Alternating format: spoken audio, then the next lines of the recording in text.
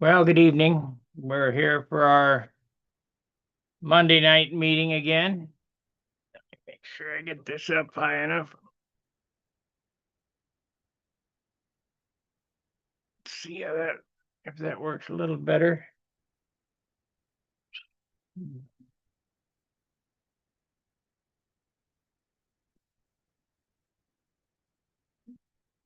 Okay, let's look here. And our first guy in here will be Gary, I'm sure. We do this every Monday and Friday night at 7 o'clock Central. We sit around and talk model airplanes. I haven't been on much lately because I'm working, but that's getting ready to change. So, not the working part, the being on. I'm going to start posting again every night. I think I'm pretty much used to working. It's kind of difficult when you lay off for a while and then come back and because I was used to posting every night.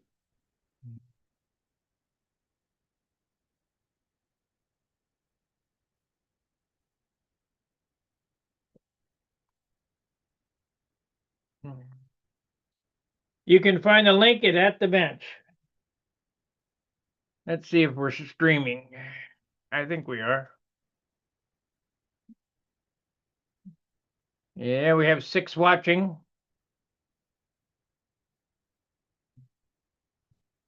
I posted another video today. There comes Gary Sinclair, first one in. Yeah. I think I was third or something last time. Somehow it's already in there. Yeah. Oh, well. Same deal tonight. I'm going to turn it over to you. You shut it off. Okay. This working is for the birds. Yeah, I bet. Because you get a taste of being home and doing what you want to do. And then, Yeah. you got to go back. What happens to me is I go to work, and when I get home, I go to sleep. Yeah. I've been sleeping like 12 hours every day. It's tough on me. I can get down okay. It's that getting up. That's the bitch.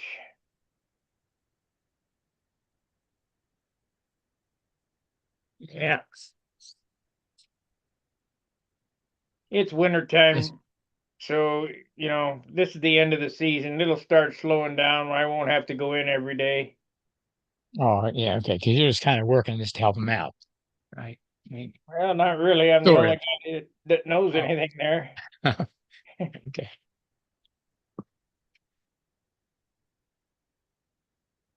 But the work slows down during the winter, so Yeah. I don't have to go in. Go in 2 days a week instead of 4 days a week.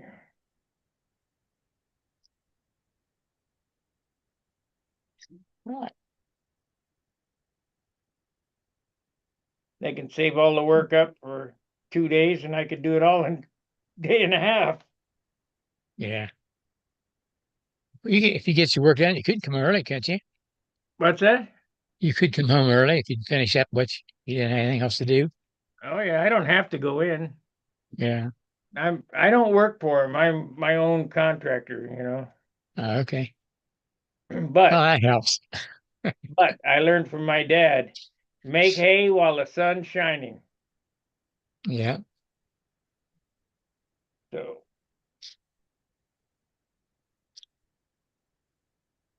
You like your plane ride?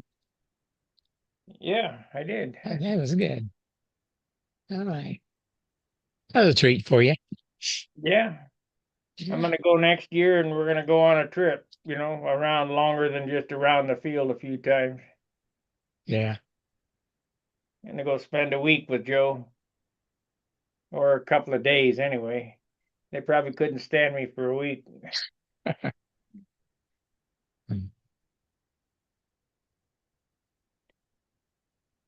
Yeah, Joe's a good dude. Have a lot of fun. Yeah, he is.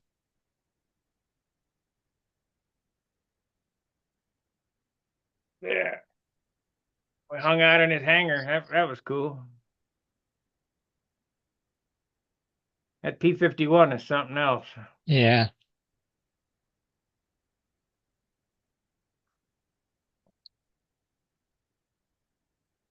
Yeah. $5 million. Yeah, that's something. Phew. $1,000 an hour to run it. A guy couldn't afford that. No. Couldn't afford it to run it 15, 20 minutes at a time.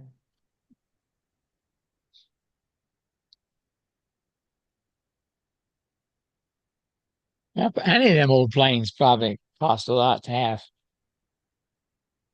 Well, Joe's chipmunk cost $100 an hour to run.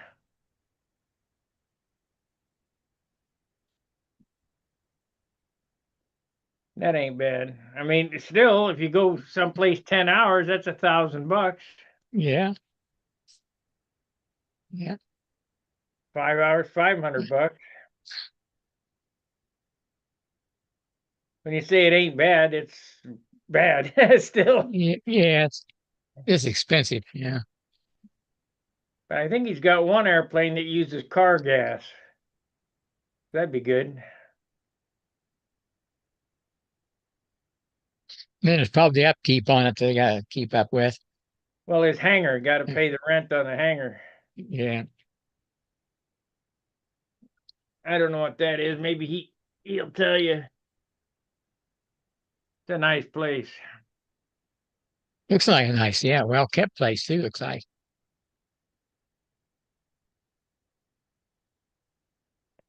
If I had it, there'd be sawdust everywhere.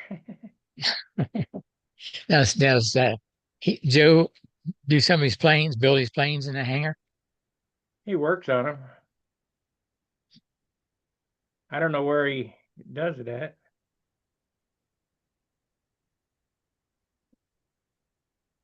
I wonder if he's got a report. If he's got my airplane flying. I don't care what he do what he wants.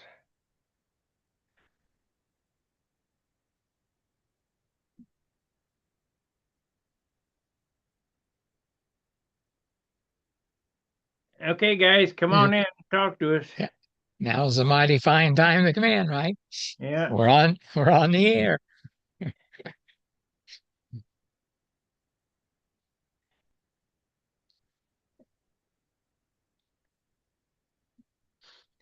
I made up my Well, mind I'm gonna build this chipmunk. I'm gonna start it tomorrow.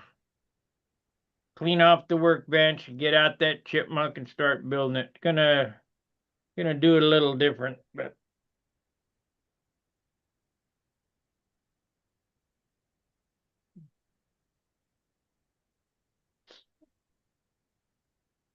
run a Super Tiger 46 in it.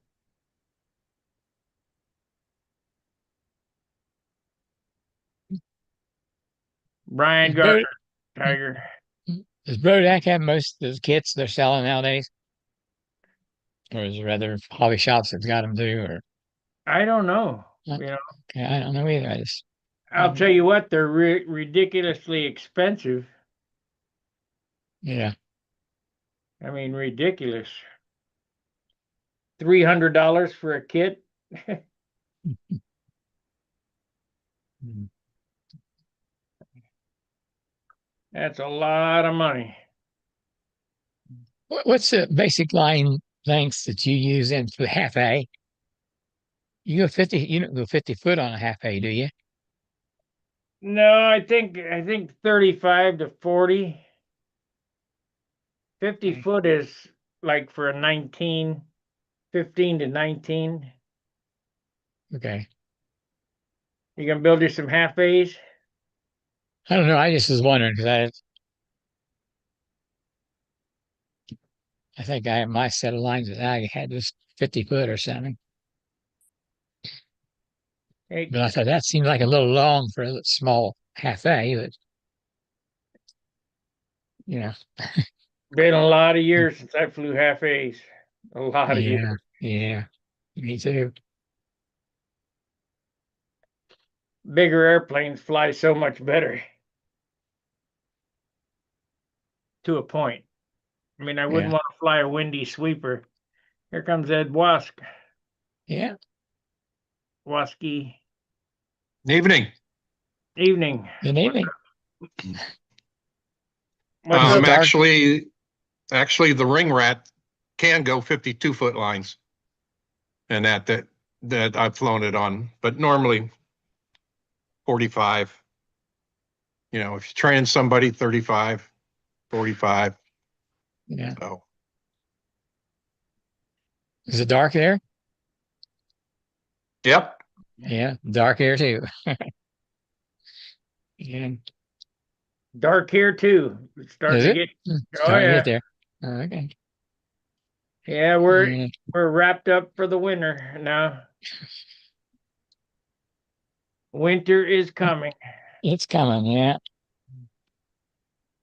I remember we get up in the morning and head east or head west, and then the sun hadn't come up yet, so you try to beat the sun to where you're going. It don't work. It sneaks up on you Well, it before you get depends. very far. If you're going west, I would leave it about, oh, I don't know, 8 o'clock at night and go west. Yeah, No, actually, when it's the other way around, because the sun would be behind you. So if I'm going east, I would, you know, get up and start driving 8 o'clock at night and go east and drive through the night, so the sun's not in your eyes. But if yeah. you're going west, I don't know, good to Uh, leave still in the middle of the night, like 2, 3 o'clock in the morning, and go yeah. west. Yeah, it was the idea just try to beat the sun, but you can't do it. Well, it's moving pretty fast. Yeah, yeah. A lot faster than you can go. For me, it's avoiding major cities. Yeah, Time it. Yeah. it's perfect that I work in the opposite direction of the flow of traffic. When I Yeah. leave in the morning, they're coming this way and I'm going that way. And when I'm coming back, they're going, just turned around Well, you're Mhm. lucky. because That's they're for sure. idiots. Idiots.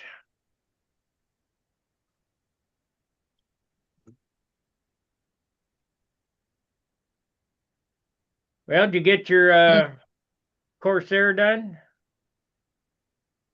Getting closer. Getting closer. How much is that puppy going to weigh?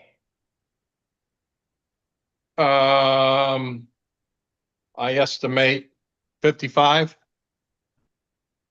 and that. So got to do the stripes. This is monocoat. That was a real pain in the neck, and I don't like it, but what are you going to do? Looks like it turned out nice. As long as you stand back far enough, yeah. Well, I'm back about as far as I can get, I Yeah. Yeah, guess. across the country there. Yeah, it's just where you can see some overlaps and Well, you just where told the me, white. buddy, real airplanes have overlaps. Yeah, that's true. Yeah. I'll put rivet lines on it. And that. So yeah, just trying to do some hooking up some of the electrics, Now, and had to order a few things. the And real I trick is the canopy attachment. yeah. Yeah, canopy and the vertical will be the last because as much as I've been turning it upside down, right side up, I want to not cause any more problems and breaking stuff. But I'm also working on a half A electric and stuff. So a Brodak Warbird reduced about 40%, I think it was. Anyway, So, do you think the Monacoto we're still expanding is a good way to go? I like it as far as what it does to the surface and that. But it's my first time doing it, so what I've done, I like. How much dope did you put on the silk span? Let's see. Prior to silking, 60 thinner, 40 nitrate, 2 or 3 coats sanded. Then the covering. Then the covering, 50/50, 2 coats. And so is it as smooth as I could get it? I'm not sure, but since this was the first time, I'll give it a shot with just 2 coats.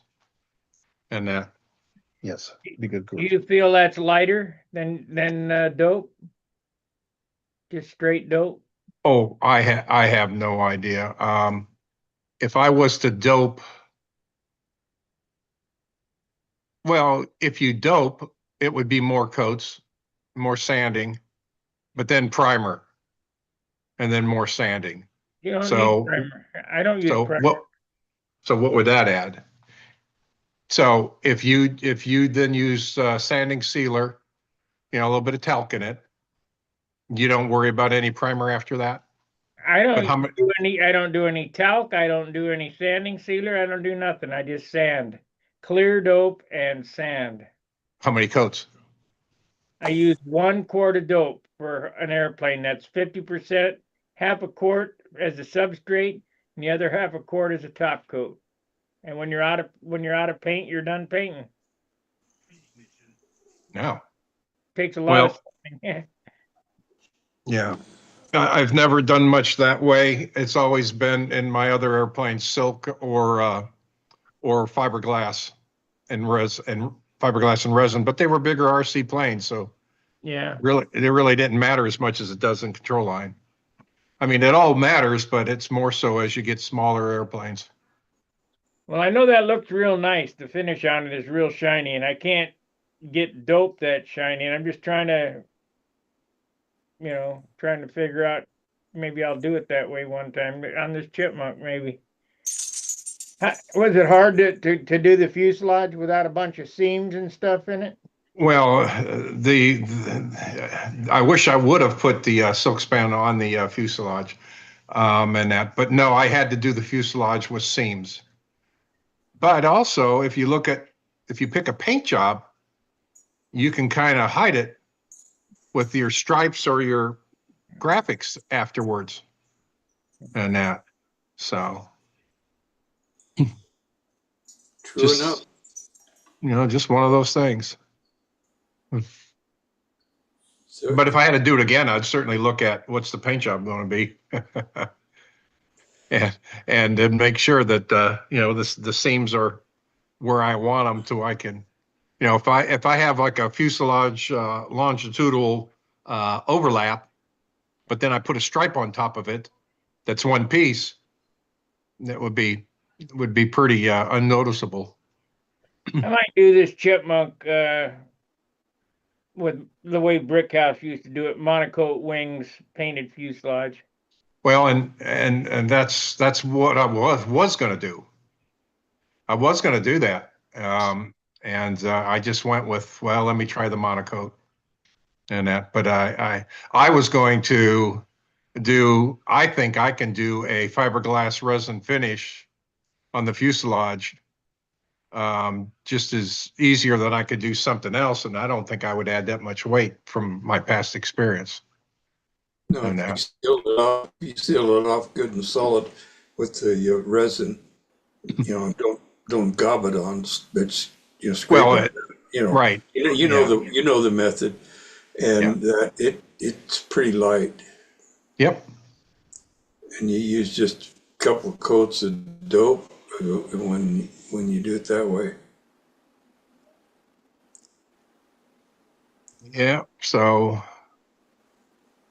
I didn't know. well, I didn't. John, let me show you. I already had it started the other way as far as doing the nose ring.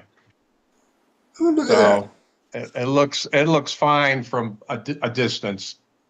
Yeah, it looks good from here.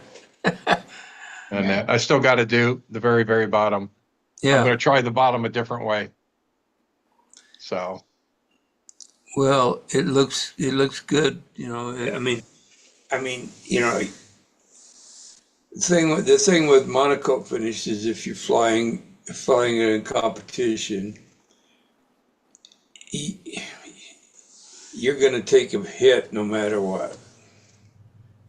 I've seen good monocoque finishes on the back row, and they were good. Yeah, but a monocoque airplane won a concourse. Yes, but did you really look at that thing? That was absolutely perfect. Oh yeah, it was perfect. I think there was more effort went into that than if he'd have painted it. I think no matter which way you go, it's the one guy told me framing it up is only 50% of the aircraft being done. Well, and I've always gone to monocoque or that because I couldn't paint inside with my wife. She would get all upset, but because she didn't like the smell of dope. Me, I kind of liked it. Oh, that's funny. Talking now about how I got to go dope my airplane. And everybody looks at you like, what the hell are you talking about? What are you doing? I'm playing with dope. Do I need to call the cops? Yeah. Yeah. Sparky, did you get my message? I'm trying to get hold of. I sent you a message back with his phone number Okay, you sent it on the on the forum. form. Yeah. Okay, I'll look there. I didn't look there. I looked in my regular email. Yeah. Appreciate that. Did any of those plans that I sent you show up? Oh yeah, they all showed up. Thanks for the effort, but I can't do it. When she took a look at it, she said, "I'm not cutting that many parts." Uh, Yeah. Well, mm.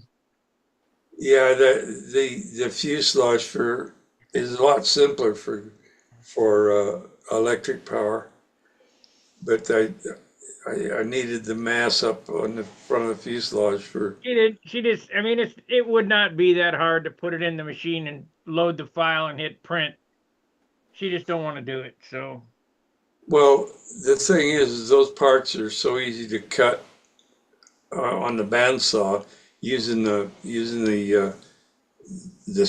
template method. I mean, 2 or 3 hours with the bandsaw and the balsa wood, you'd have all the parts cut except for perhaps the more like the ridge or something that might take a little more time. Yeah. Yeah, but anyway, so you got them okay. That's good. Yeah, I got him. Thanks. You bet. That's a good wing, though. You could use just the wing and run your own fuselage on it. Is it a Hershey bar or is it a tapered wing? It's tapered. It's tapered, has slight amount of forward sweep at the trailing edge, as per recommendation from Mr. Hunt.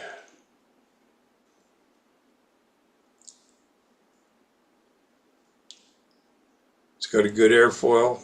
It's about 650 squares. So, What's the wingspan? oh shoot, I forget. I'd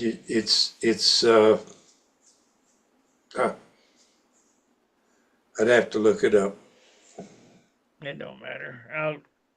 It's I a may get product. around to building it someday. If I could get it laser cut, I would have built it. Yeah, yeah. Well, I sent you the pattern files, and that's the same thing as the laser files, except it's a PDF rather than a DXF. Yeah. I may have sent you the DXF though. You sent If me I did, PDFs, which is fine. She could have done that, but SVG is what she's used to. She just didn't want to play with it. I'm telling you. yeah. Well, the thing is I can't supply SVG because my computer software doesn't format in that. So usually what happens is that gets sent to them as a DXF. They bring it into the DXF and save it as a SVG. It's simple. Yeah, So you have to have the 3D software to be able to save it in that file. I can do it. I mean, that wasn't the problem. The problem was she said, I can't cut that many pieces. Okay. Oh yeah, and she just didn't want to. It looked like more than what she wanted to do. Yeah. The whole idea is to get more mass up at the front, to take the shaking of a Super Tiger 60. The whole idea behind getting a laser cut kit is being able to do something else while the laser's working for you. True enough. Yeah. 'Cause Well, I know no doubt I can cut the parts. Well, here's the thing. Most lasers, they try not to cut anything thicker than a 1/4 inch. That's a 100-watt laser. You get more than a 1/4 inch, it starts to bend the beam in the wood, and so you don't get good cut parts. So usually, and that's why I have the pattern sheets there, because it's so simple, because they're laid out right on the outline of the sheet. You just tack glue them on there with some 3M, and then you just cut them out. It's so fast, and you just touch it, cut them out, leave a little clearance, and then use a disc sander, and you just kind of sand them to the line, and you're done.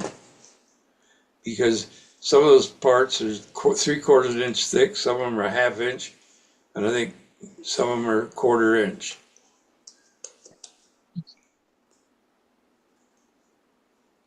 Yeah. And I just know I'm not going to mess with it. So, No, not a problem. Not a problem. No, you only need to do what you feel comfortable doing. yeah. I mean, if I want to build it, I can cut the parts myself. Yes. Did you ever look at where I laid out using the pattern sheet to cut your parts? I did not. I just looked at the file, showed them to her. That didn't want to cut that many parts, and Well, if you ever do decide to do any of these things that I've drawn up, I always have the pattern sheet in there. And if you look, it's under, I think it's I'll dig under, it up. Yeah. yeah, and it's that was for for a little twin that I had. There were a lot of parts in that because 2 nacelles and all that. But anyway, it took me about 2.5 hours to cut all the parts.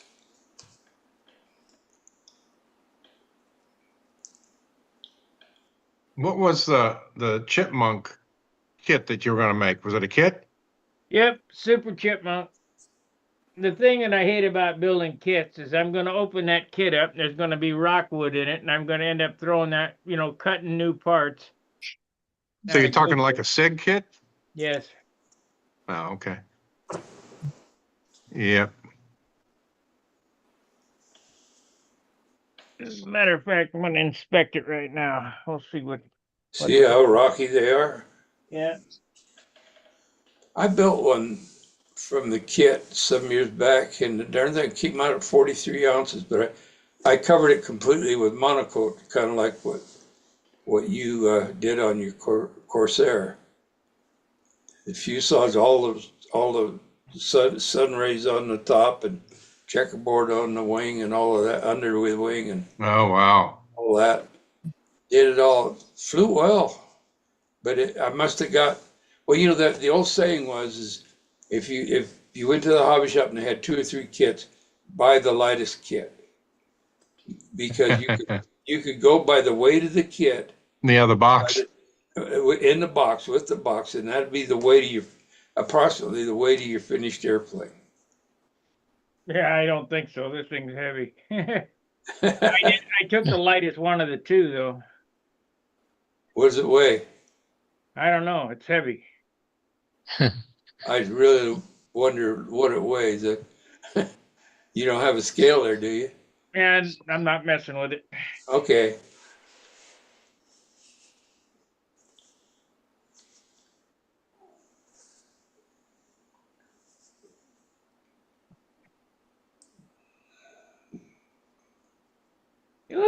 Hey, that smell, it smells old.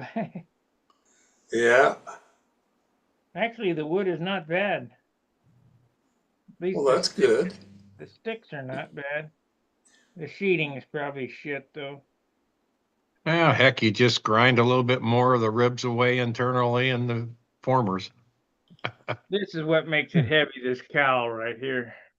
Uh-huh. But we're gonna make a carbon fiber one. That's a good flying airplane. Hey, take note of what's his name? He used to fly. I mean, he's one of the top pilots now, Dave Fitzgerald. He flew chipmunks for years, and he had an article that he wrote with the recommended fixes and things to do to the kit to really make it fly well.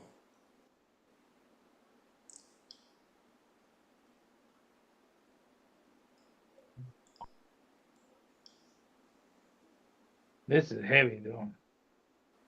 Is that the cowl? Yeah.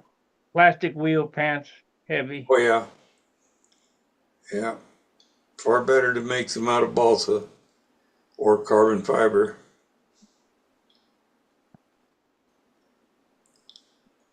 I think one of those with carbon fiber cowl and wheel pants and fuel tank, and with like I'd say that new Enya 35 SS in there. Nope, Super Tiger 46. Okay, that's good. That's good. She would be pretty light and probably perform quite well. The How small much? airplane though, 53 and a half ounce or 53 and a half inch wingspan. How much nitro you run in those Super Tigers? Anywhere between 10 and 15. Yeah. Found out Roy, Gordon was using 20% in my Stalker 80 in his KI 61, and it growled. So I Roy, imagine the wing doesn't have any jig holes for the rods. I kind of doubt it. Yeah. I kind of doubt it too. Roy Lane says aye. But you could go with a millennial style wing jig.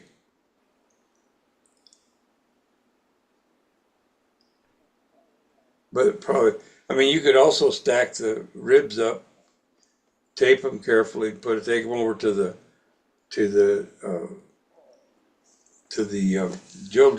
drill stand, and drill them through using a Forster bit. Come up with the holes for it.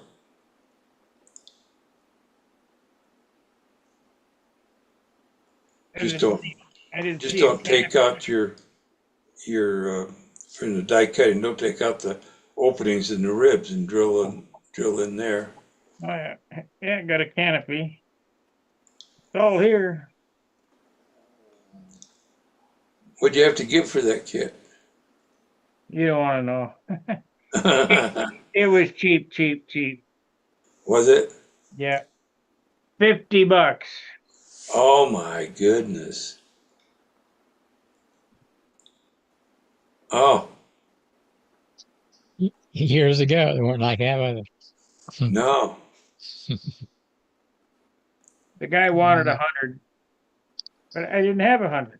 I said, I'll give you 50. Take it or leave it. Uh-huh. I think I was the only sale he had. He had 2 of these. Well, I can tell you that the one I had was a good flyer. It was 43, might have been 46 ounces when I had the wheel pants on it. I used those wheel pants that come with the kit and the cowl that came with the kit. This is Now, the if right. I'd been, This thing is heavy.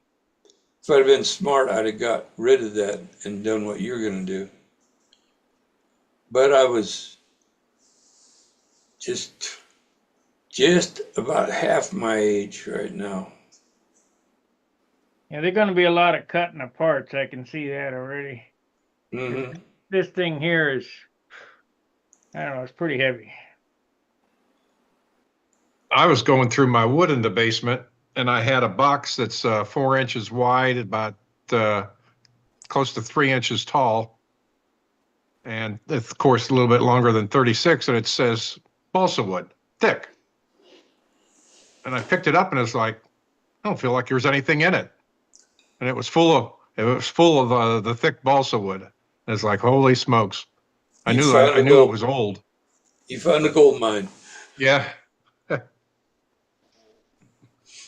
I got one of those sitting over there in that pile over there. You know, it's that really white balsa from the Yeah. balsa farms. Oh, Jesus, beautiful stuff.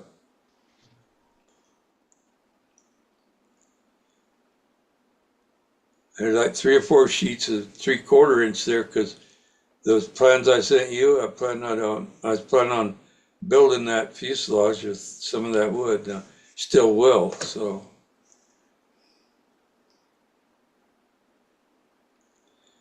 I I just can got to. take this back to Brodax, or take it to Brodax and have them re-shrink wrap it. The box Yeah. is in perfect shape. Well, it would be if it's still in the shrink wrap. Yeah.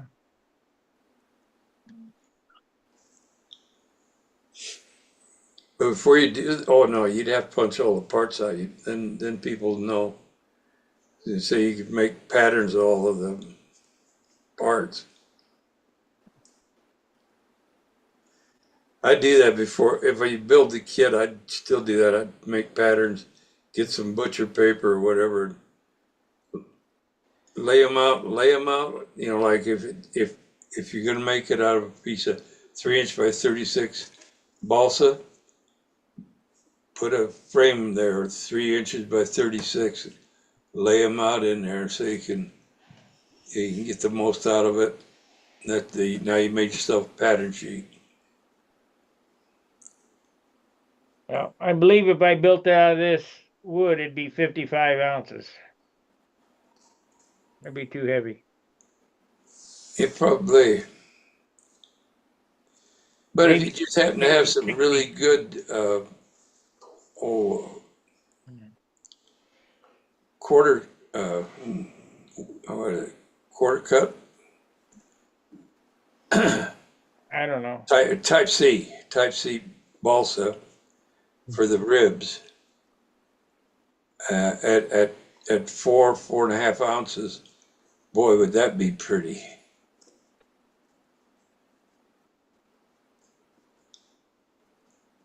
Where's everybody at tonight? We're in 50 minutes and no. I don't know. Let's see.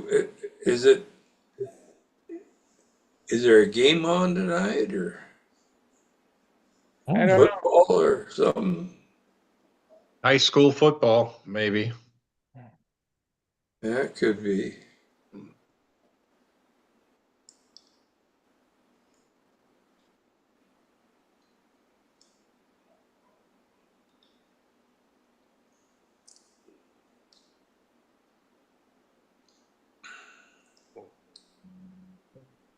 I've got to sit down and get busy. Got to do some repairs on some airplanes. On two of them, I'm going to cut them in half right at an angle, but right at the flap hinge line, because I got to get in there and redo the flap horn. And I'm either going to have to remove the one that's there and put in a new one, or I'm going to have to repair the one that's there and make sure it's soldered up or brazed. I think is what I prefer to do. Get it so that it won't come loose again.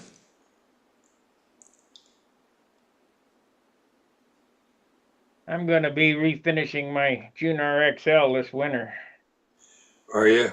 Yep. probably start cutting that up here in a week or so. Yeah. I'm gonna cut the bottom off it, put a new bottom, gonna taper it up so it doesn't look so clunky, and strip it again, refinish it. Talked to Gordon the other day, and he first thing last Monday he showed us his Heinz 57, and he'd stripped it. It'd been sitting in his paint stand for like 3 or 4 years, and he stripped it. And he said he told me on the phone he'd started to recoat it afterwards, and it just wasn't coming out. So then he went in, and he stripped all the covering off, the wings and the stab and elevator, and he's redoing it. He had one half of the wing done, I believe, at that time. So, Well, if you strip it, you gotta neutralize the stripper. well, I think, and that's what the problem was, is he really wasn't getting the finish he wanted. There's the Kiwi guy, John Carrabba. John Kilroy. Yeah, right. I read something he wrote here this morning. Well, you gotta have a camera and a microphone. Well, that's looks like his microphone's not working. Now comes the camera. Camera's working now. Microphone's working. There we go. Oh, Hi, Good John. day. Good day. Hiya. Mike. Good day, mate. How you doing? G'day, mate. Oh, hang on. What's going on here? I'm trying to get in. It's daytime there. Yeah, It's early morning there. It's I'm having summertime. I'm having trouble getting rid of all the crap on the screen here. Hang on a minute. That's us. Yeah. yeah. No, it's all the other. Talking about us that way. Holy smokes. No. It's all the other crap keeps popping up. How are you? So I read something that you wrote this morning. I'm trying to remember what it was. Oh, it must have been memorable. Yeah, well, it was about model airplanes. It might have been about decibel meters and all that stuff. Yeah, that's what it was. It was about sound testing it. Yeah. Oh yeah, we have where we fly. Most of our flying is at an airfield that, well, like the club originally was a radio control club, and they invited us guys up there through COVID because we got tossed out of the other place we flew, which was a school, and they invited us to join them up there, which we did, and we're way out in the middle of about I suppose in your parlance would be about 200 acres of farmland. Yeah. Wow. And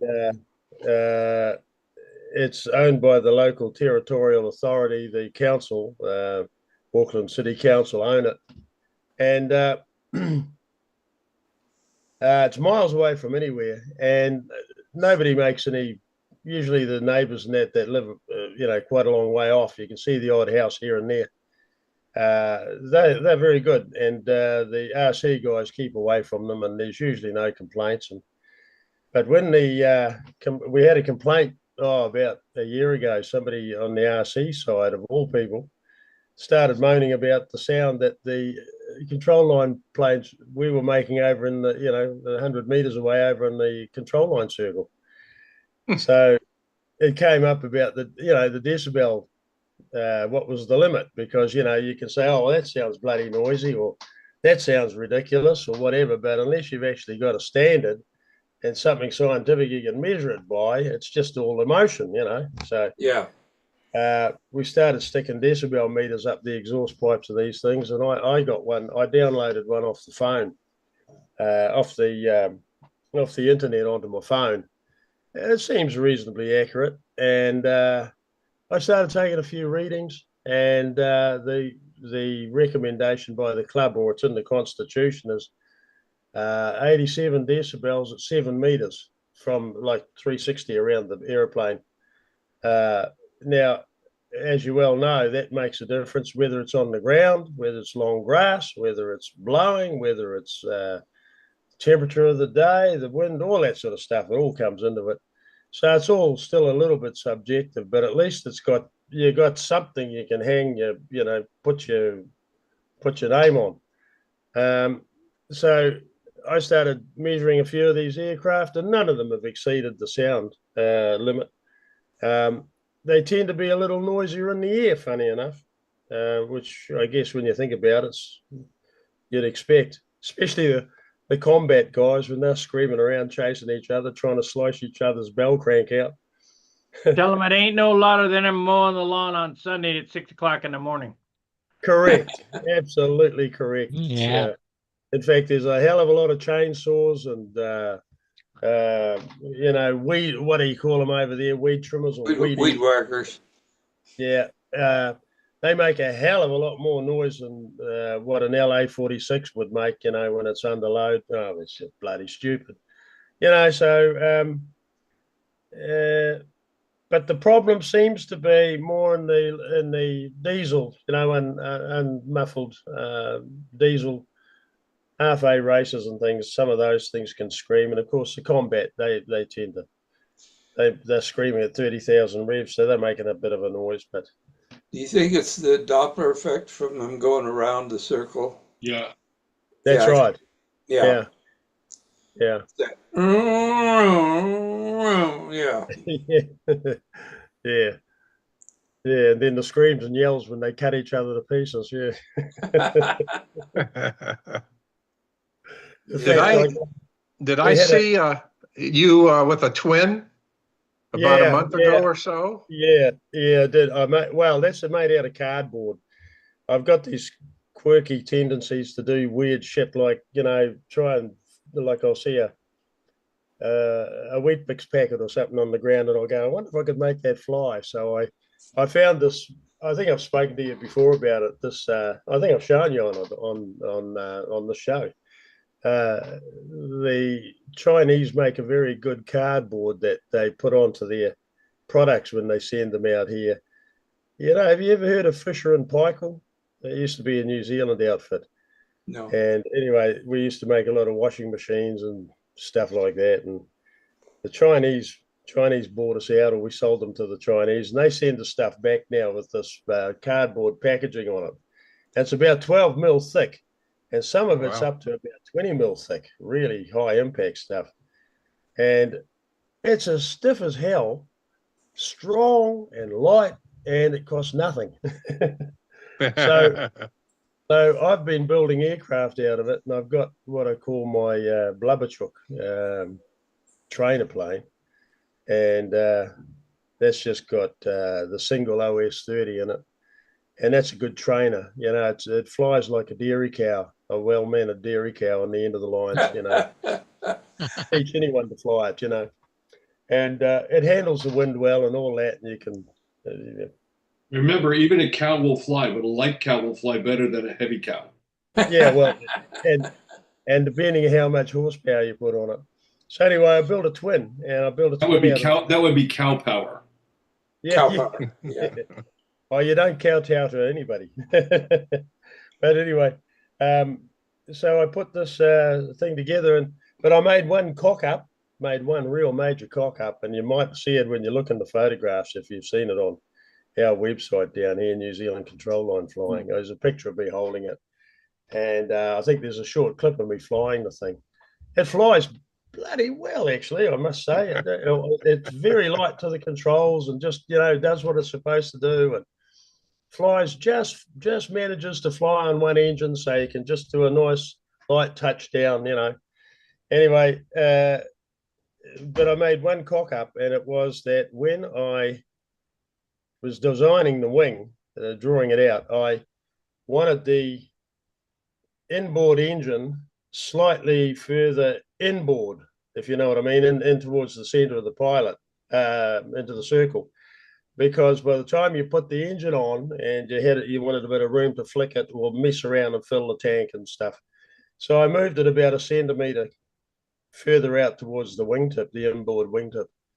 So when it's flying, but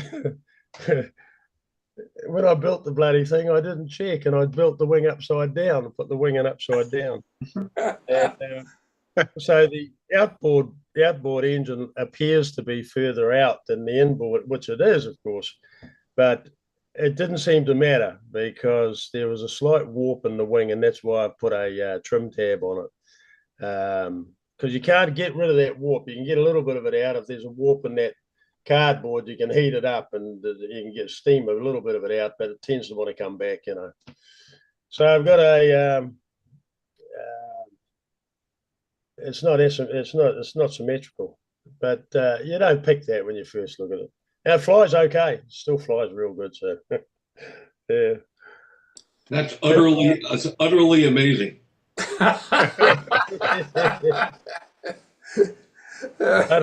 utterly amazing. Yeah. Well, it didn't. Yeah. You can It call it passed tries. It passed tries really well. you could call it the cow cash flyer. Yeah. But the weather down here has been absolute crap. All this global warming stuff. I don't know what they're talking about because you guys up. I think we milk this for all it's worth. You know. You what? I think we milk this for all it's worth.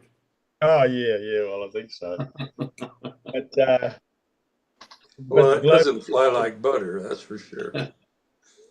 It's been terrible weather down here. I'm looking outside now. There's thunderstorms rolling past, and oh god, it's not all that cold. It's actually not too bad. It's about in here. I haven't got the air conditioning on or anything. It's about 75 in here at the moment inside, but outside it's pretty cool. It's like down in the 60s, but you know, we're supposed to be warmer than this, and we got this crap going through. It's like the beginning of winter, you know, instead of the summer. It's horrible outside. It's bloody awful. So it's been terrible.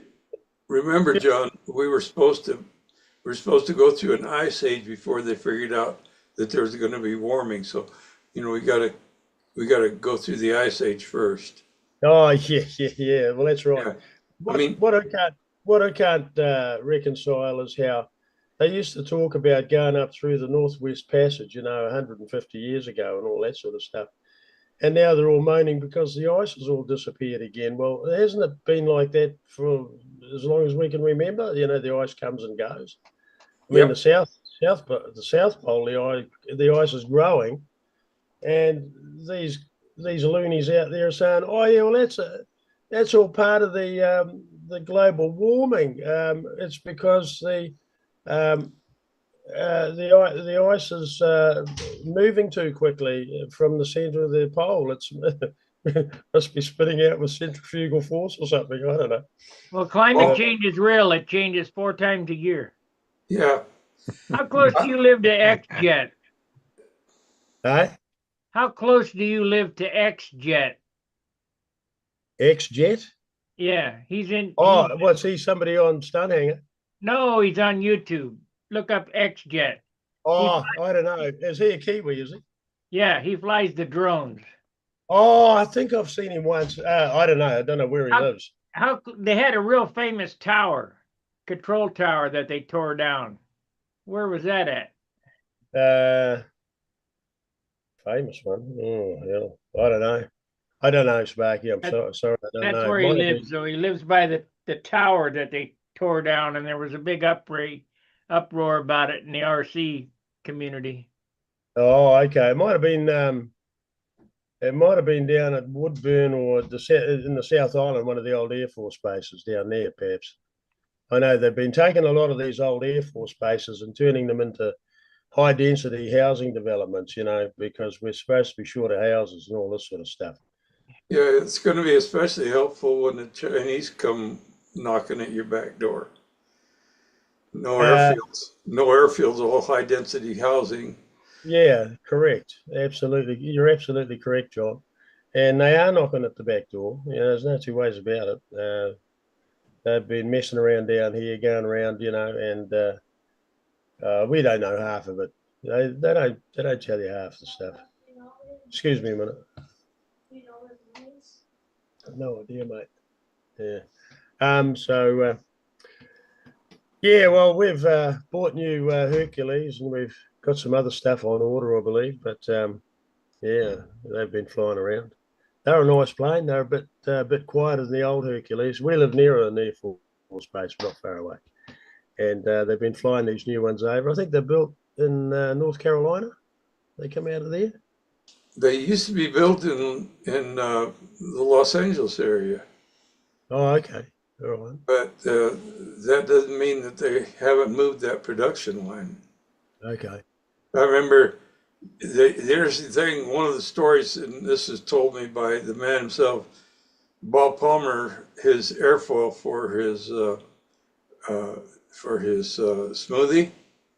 He worked for Lockheed, and he went to the Lockheed engineers, and they were designing the Herky at that time. And he says, "What's a good airfoil for for wind and that?"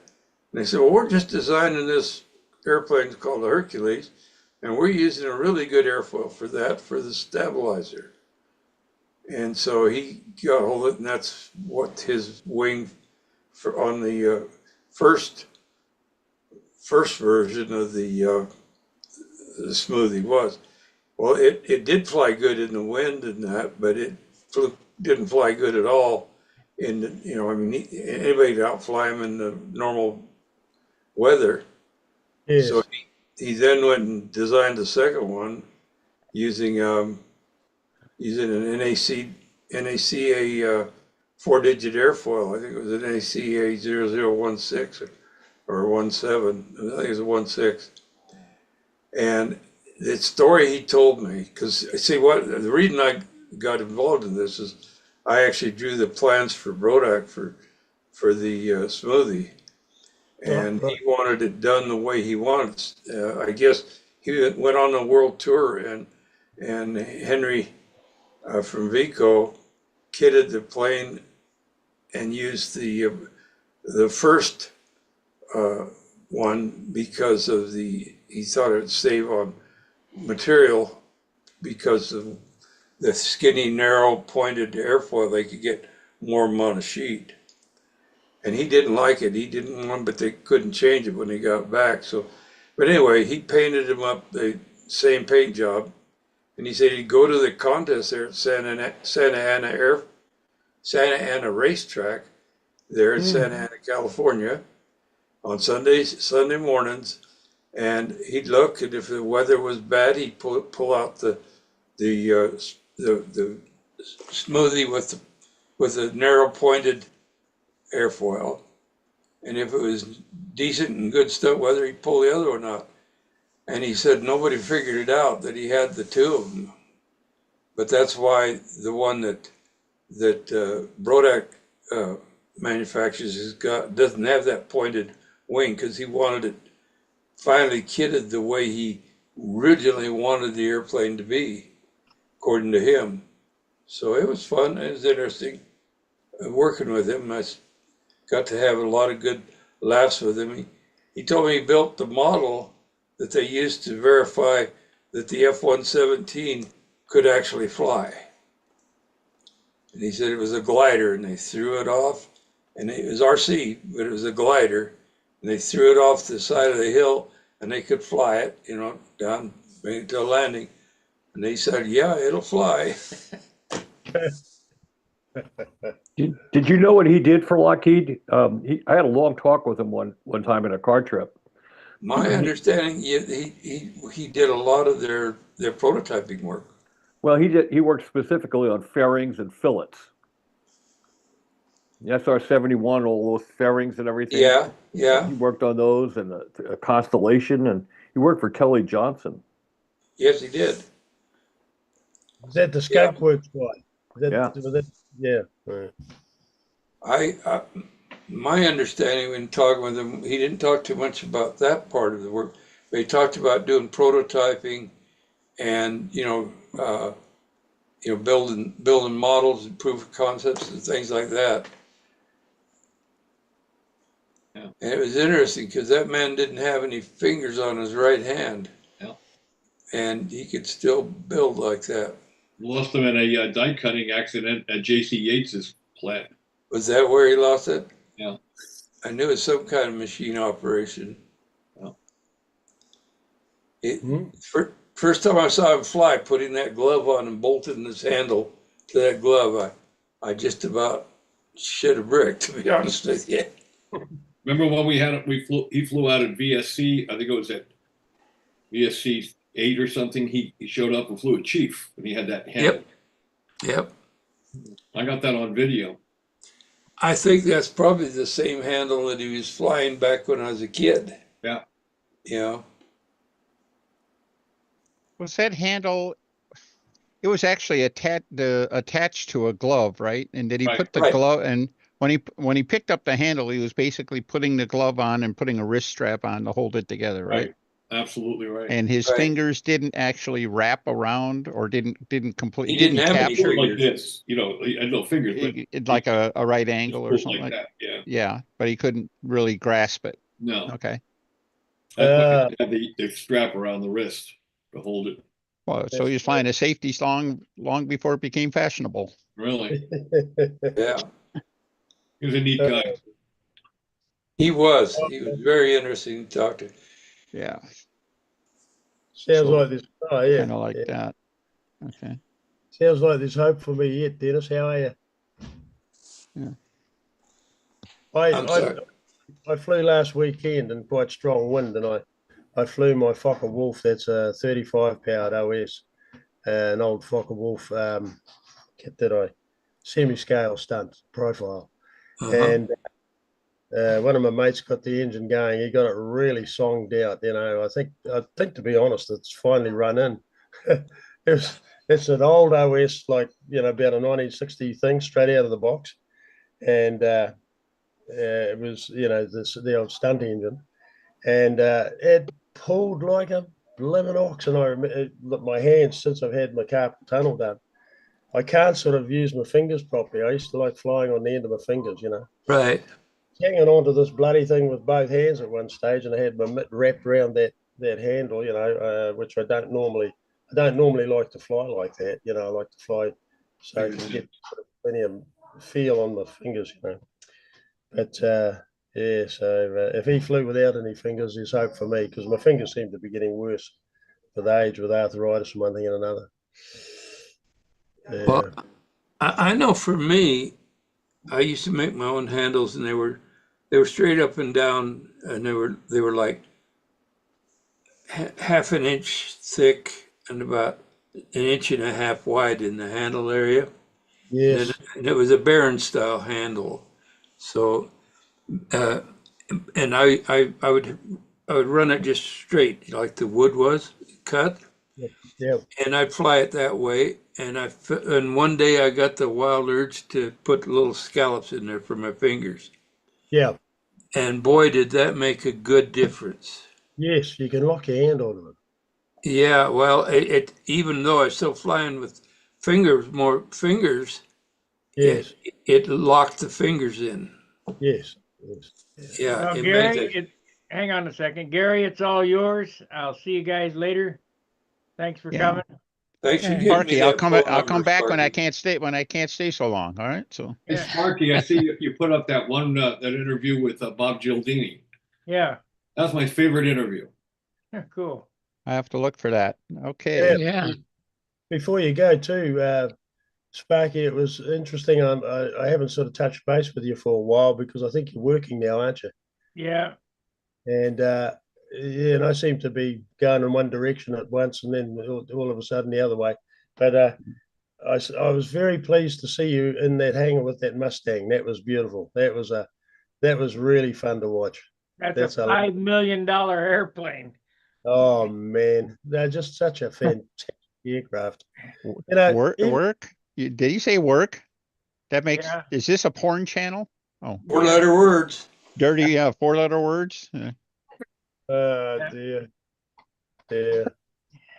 But that Mustang, you know, I look at it even today, and I think, I can't believe we made that bloody thing 70 odd years ago. You know, if we had the same resources now, we'd have trouble making an aircraft as good as that even now. Well, that I reckon. airplane that I was looking at had a paint job on it, just like Yes. a car. It Just was like a car. It was perfectly smooth. Yeah. It was urethane or what, a shiny. It was beautiful. Yeah. What did those sell for after the war as salvage, as scrap? About $400. $400 or $500, yeah. Yeah. Yeah. Yeah. I've heard Yeah. some of the Yeah. air racers, the early air racers were $400 reclamations. You know, that was the starting point. So My father Yeah. worked for Eastern Aircraft during the war, and he found out that when they were bringing the airplanes back from overseas on ships, they stripped out the gas tanks, and the gas tanks were held in place by big chunks of balsa wood, like long, big chunks of really light, feather-light balsa wood. And he found out that he could go down to the docks at Elizabeth and purchase that balsa wood for pittance. you know, pennies on a ton, whatever. We filled up a big truck with that stuff, and we put it up in the rafters of our house. I was using that balsa wood all the way up through the 90s. And Oh, it was like punky and light. But then what they did was they got the gas tanks out so they wouldn't pollute, and then they shoved the airplanes off the Down dock over the side, into yeah. the water. Yeah. Well, That's here a shame. we had 400 Corsairs in the RNZAF at the end of the war, and some Mustangs and various other bits and pieces.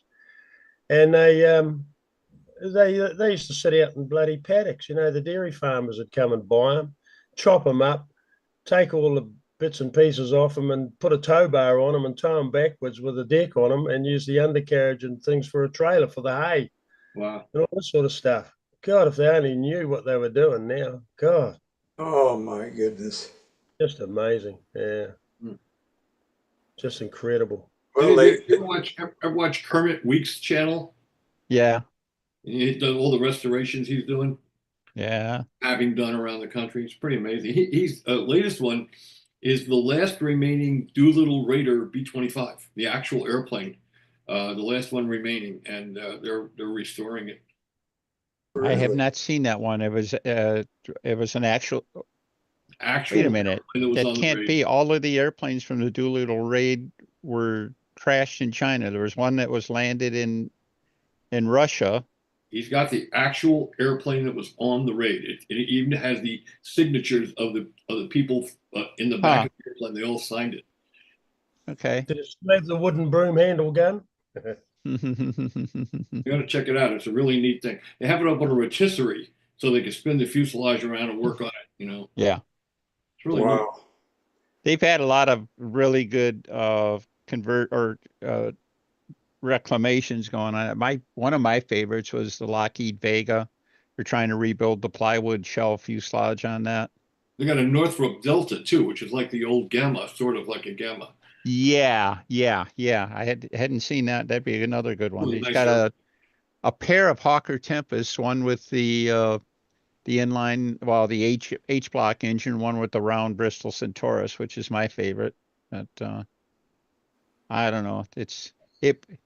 What a place to go play, you know. How much money does that guy have, Ed? You must know him. Well, he must be buying he's not just buying it though. He's putting in, crap tons of money to people who really get paid by the, in cubic dollars, to Ed, do you're the in that business. restorations. You're in that airplane business. Do you know much about him, Ed? Yeah, Ed, Ed Waskey? Sir, You know Kermit much Weeks. well, I've been to the place and stuff, but no, not too much. My buddy that lives close to him would know more. He lives in But, Florida, right? Yeah. He did that Yeah, Constellation, that one that was at EAA. That was one of his restorations, wasn't it? Yeah, it's just amazing. I've been to the hangars and stuff. So, but that's what I did over in England for 6 months while I was living there at the fighter collection. I really had a great time. I annualed the P-51, put the heads on the P-51. I did the P-47, a P-63, a little bit of a P-40. Wow. And then I had to decide whether I was going to take a new job and leave England and stuff. So Pratt and Whitney convinced me I needed to come on board. You know, when I was a kid, this is to be the late 50s, there's in Southern California, there's a Pudding Stone Lake. It's a little dam. There's Pudding Stone Airport.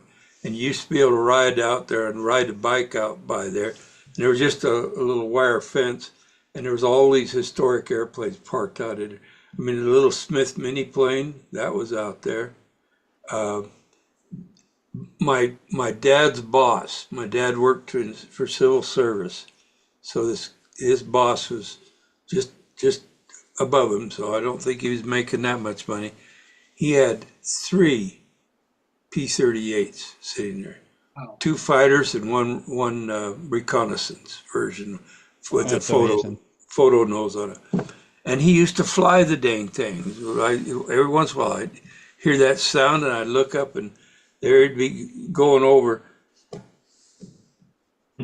What a loss of, you know.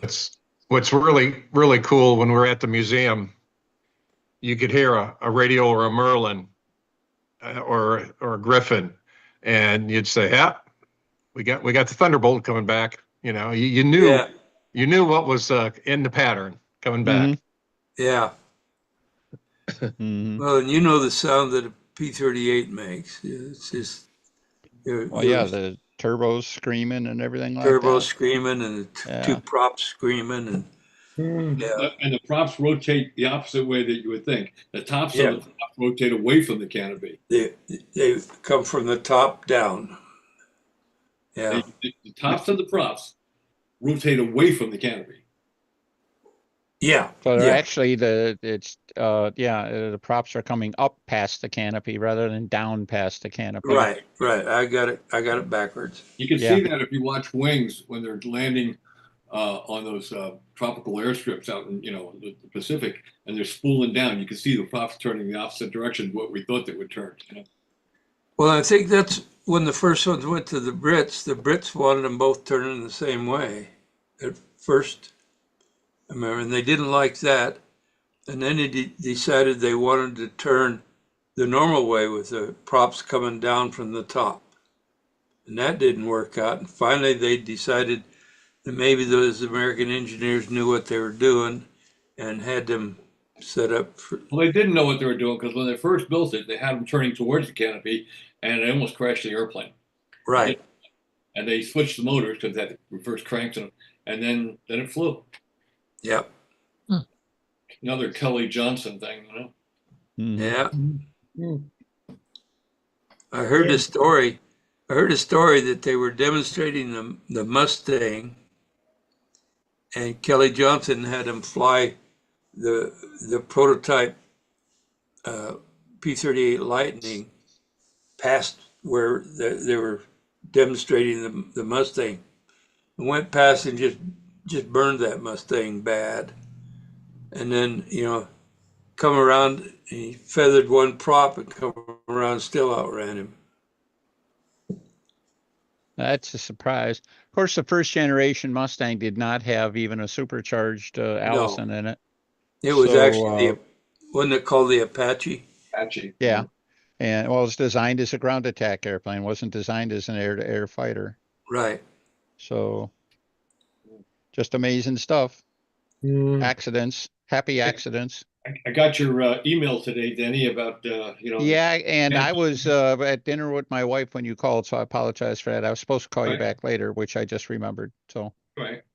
That's right. I'm just anyhow, I hope and I haven't checked my email for a while. I hope Dave's on board and happy and all that. So I imagine Dave's not going to charge us anything for that. He likes doing these projects. well, I just hope he can bring it, that he can bring it together. Oh, he can. That's He's amazing. that is, the canopy on that airplane is the single biggest piece of the personality, even Yeah. bigger than the tail and everything like that. I know The what canopy you're is it. talking about. The food Yeah. manager. Yeah, I figured it out. Yeah. V-tails forever. Well, that's it. V-tail, 2-seaters forever. So Yeah, It's quite an airplane. it's one of the prettiest ones I've ever seen modeled for stunt. I would never have thought that would be modeled as a semi-scale stunner. It's a gorgeous airplane. One of my favorites of all time. Yeah. I'm pretty I fond don't of know it how too. you got So. it to look like it was so low and still get a 10-inch prop on there. Well, it's very simple. It's got not enough prop for the airplane. That was the answer. So I take a look at building the old airplanes and everything like that. That one is exciting to me because it was let's just say it's going to respond to modern power and let it go from there. All right. So Yeah. Say electric. It'll look better too without the engine sticking down. that's right. Yeah.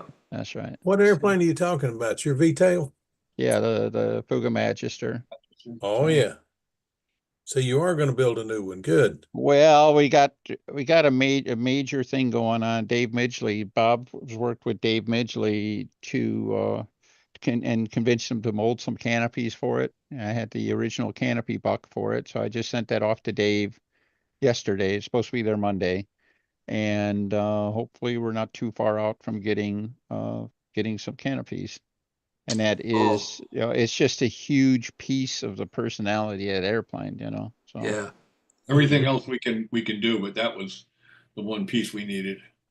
yeah, I'm so looking you forward can't, to you that. really, you could do a nice airplane with a painted block and everything like that, but it would not have, it wouldn't have the same, Character, yeah. the same character. That's it. And my brother Dave was big on character. He didn't like pretty airplanes. He liked airplanes that had character. So, remember showing him a sketch of something I wanted to build. And he says, I asked him, "What do you think?" He says, "Oh, it's so cute. Can I pet it? Can I rub its belly? Look like a little puppy to him." So, I thought my new badass airplane. He thought it was like a little puppy dog. So, Oh, look what John's bringing in. uh, Is that isn't one of those cardboard ones, is it? No, No, This is- okay. I was No. gonna say, if it's a cardboard one, I'm working with the wrong stuff. no, yeah. Oh. Somebody put this. I had this sitting up in the lounge just temporarily, and somebody put the dog's toy next to it. Oh boy. Uh-oh. And Oh, the that's your dog hurricane. decided, no. nobody was looking, and the dog decided it wanted its toy. It wasn't after the airplane, but it was after the toy, and the thing was about a meter off the ground. And the bloody thing tumbled sideways, and that's the result. Oh my goodness. It's Clean as a split whistle, knock right the up. tail You off, huh? Probably can't see with my crappy camera, but it's split right up here, and the tail. I took the tail off because it's got to be. I've got to get inside it, and Yeah. it's split all down the end here, and it cracked across here where the bell crank is. Underneath the Oh, geez. across here, it just cracked across there somewhere. So I got to do a bit of surgery. That'll keep me out of mischief for the next 3 weeks. So- Anyway, You deserve it, John. Yeah. Oh, that's a Um, shame. That's Yeah. a shame. You don't worry too much about it because I cursed at the time, but I mean that's life, isn't it? I mean, it's bad enough when you plant the thing, but when it happens unnecessarily, it's kind of a bit of a shame. But it could have been worse. Could have been worse. Oh When they yeah. go down, when they go down flying, at least you feel like they did what they were supposed to do. But when they get busted on the ground, that's just a shame. You mean like Yeah. when you turn the lights off and you get distracted and fall on them? Yeah, that's a shame too. Oh, there we go. Oh, Oh, that's that's nice. nice. I'm That's sorry, that, I wasn't supposed to French jet, pop up isn't it? quite that quick. That's that French. I remember pictures of it, but I've never seen the actual airplane. I can't wait to see another Oh, one. that's lovely. Look at that good looking dude. Yeah, where'd you Wow. find him? I don't know anybody like that. Who's that? Well, go back to that blonde. Is that anybody we know? That blonde, which blonde? Oh, the Okay. one that's Not that Dawn, one. right? That's Don Cosmello. Yeah. 65. That one. That That one one. there. There's Jack's Corsair, one of them. I think he did a profile too. And Bob McDonald. That's my brother Arch. Oh. With the first all original design from the Atomission factory. Wow. A very, very pretty airplane. It flew well. Appearance judging at 65 nats. Kieske, Don Bambrick, Rick Bockel, and just out of the picture is his dad, Fred Bockel, the Osiris, which is an interesting airplane. Didn't realize it. I knew it was a big airplane and everything like that. Flew it with a Fox 35, 650 squares, Wow. high beam. So Kicked the flag out on the East Coast in Garden State Circle Burner contests. yeah, but he was living in Detroit for a while there, and whatever. Another one of Archie's airplanes. There's Arch. Ah. Same airplane as before. This is the original finish, and the covering all cracked real bad, so he ended up refinishing it. But oh well. Yeah, So looks go back, good. go back to the Magister for a minute. All right, hang on a second. Let me see if I can get that back up. The dope we had back in those days, you either got a really good finish or you got a really bad finish. And sometimes you got a really good one and the darn thing would crack on you. Well, we I were never using did figure Aerogloss that out. dope, and you could get a really good finish with Aerogloss dope because it dried really hard, which of course you need to get a good finish. The only problem was that it got really brittle also. Yeah, Yep. that's the way mine did too. You ever see Larry Scaringi's Blue Angel in recent years? It Yeah, it looks, looks like it did back then. it looks just like it did back then. That was Titanine dope. What kind? What? Titanine. Never heard of it. It was actually Never heard of it. It was actually a chemical plant in Union, New Jersey, where we all flew, and that's where they all got their dope. The Union Club got all their dope from Titanine, and he used to put a little plasticizer in it so it wouldn't get so Mhm. brittle. And that airplane looks as good today as it looked back in '64. Yeah. Wow. Well, it doesn't hurt any that he it did spend a lot of time outdoors, right? It hasn't been true. sit there and baked in the Had sun. 17 flights on it total. Yeah, Wow. probably all that one long week in Texas, right? That was it. That's good. I'd love to see a Never picture of thought of that. his. I'd love to see a picture of his. You name it, because I've Yeah. never seen an actual picture of it. Yeah, I thought somebody posted them. That was sitting side by side with the Blue Angel, wasn't it, Bob? Or hanging side by side? Yeah, I got a I lot saw of Blue video Angel. of it. I don't think I have any pictures of it. I saw Blue Angel sitting on a stand, but I thought that was at his funeral. But I didn't see the you name it. It may have been there and I just missed it, but I'd love to see that one. But What color was the original? orange, kind of a reddish orange. And here's the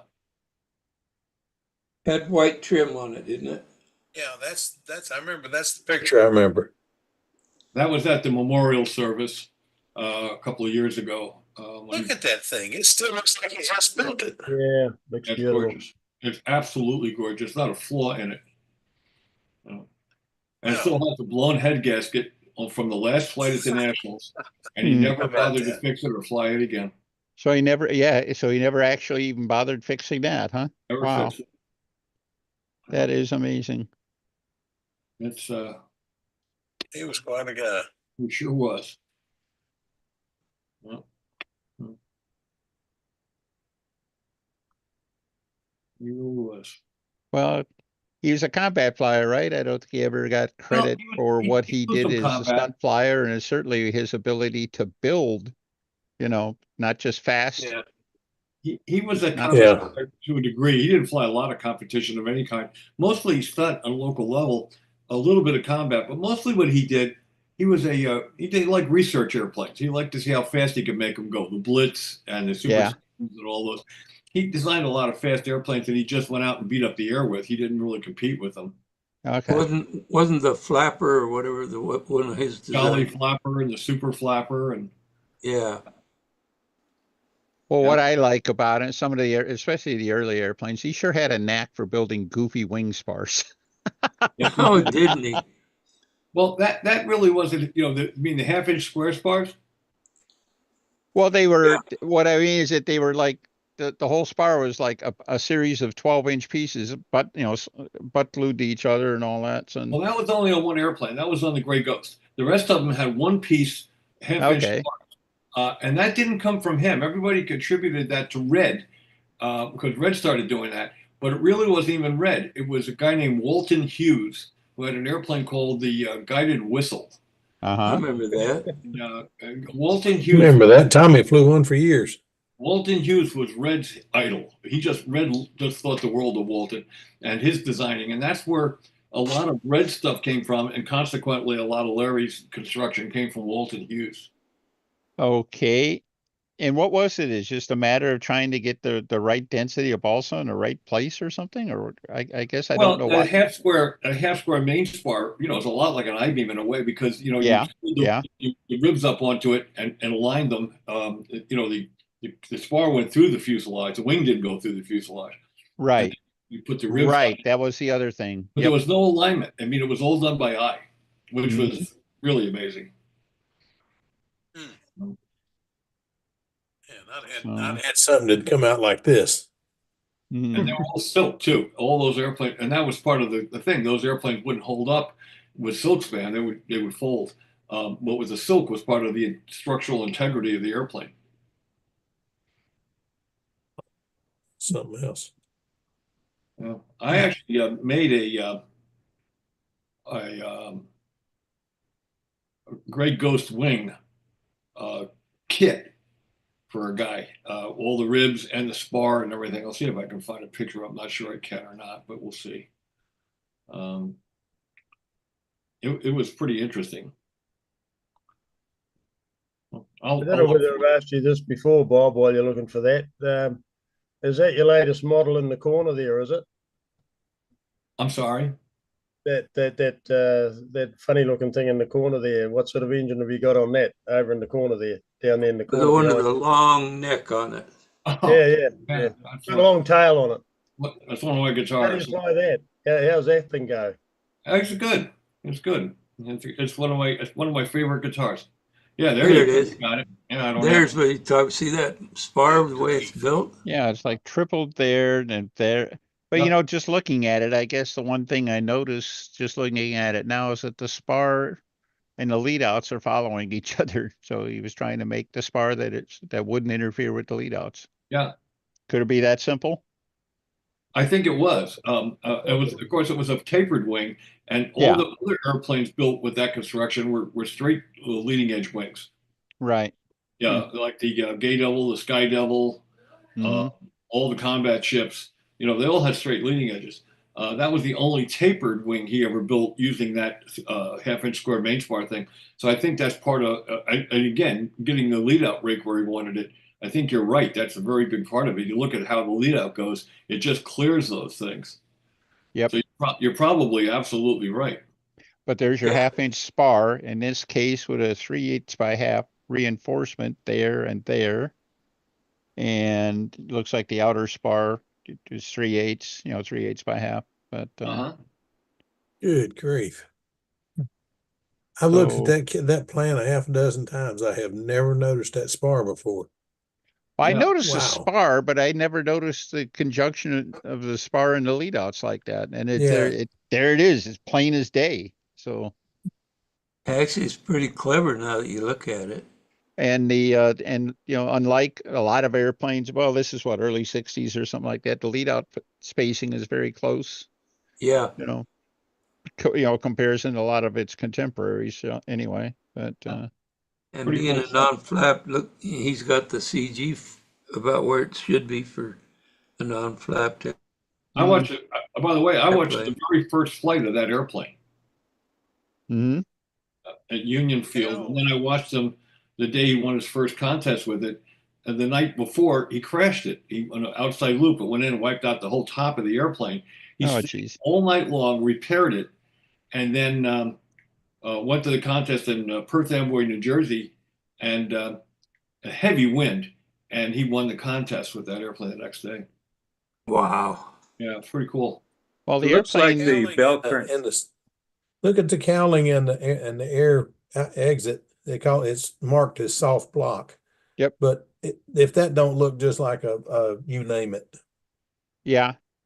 Well, that's an interesting point. One of the fun things about Larry and his airplanes is that so many of them were published, and you could really see, you could see, some common lineage, but you can also see development, if you will.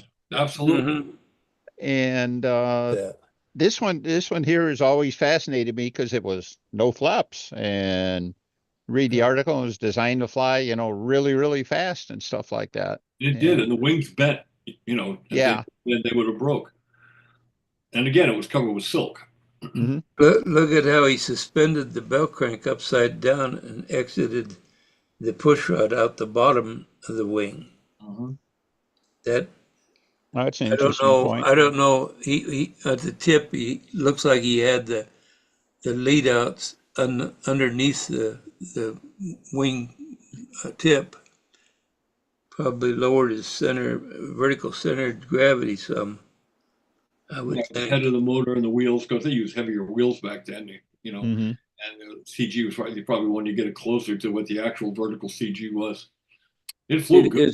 Is the bell crank on a plank or is it suspended?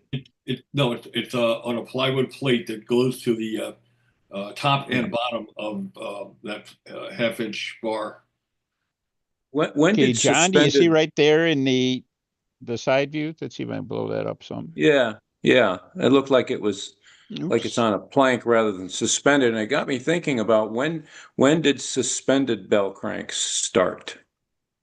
When did Well, they come in? around the foam wing era, I would think. I think you're First right. one I ever, go ahead. I was First, going to say first my one I dad ever saw started was on building one of some Hunt's. like that when he failed some single-sided, and then suspended bell crank just kind of came to him with built up wings and stuff like that.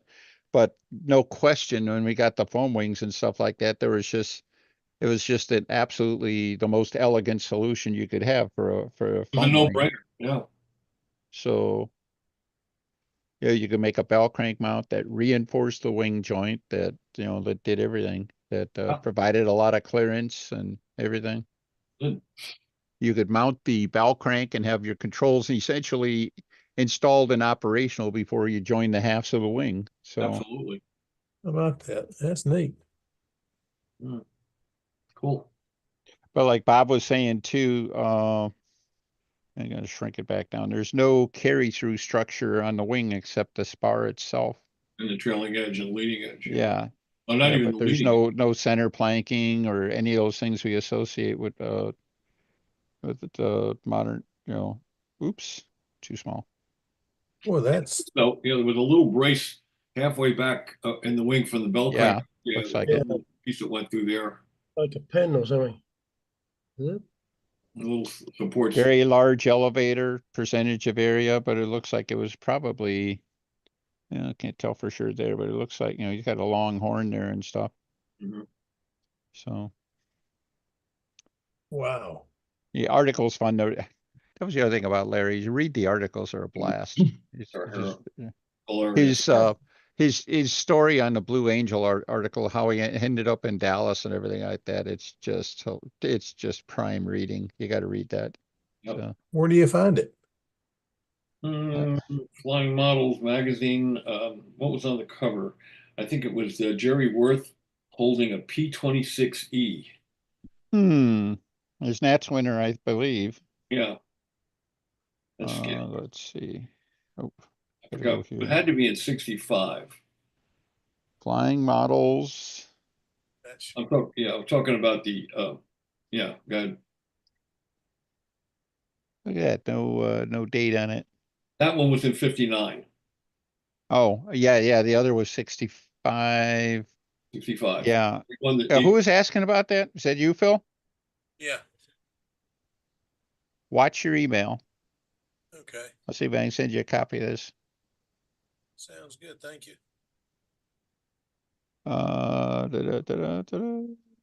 Bear with me.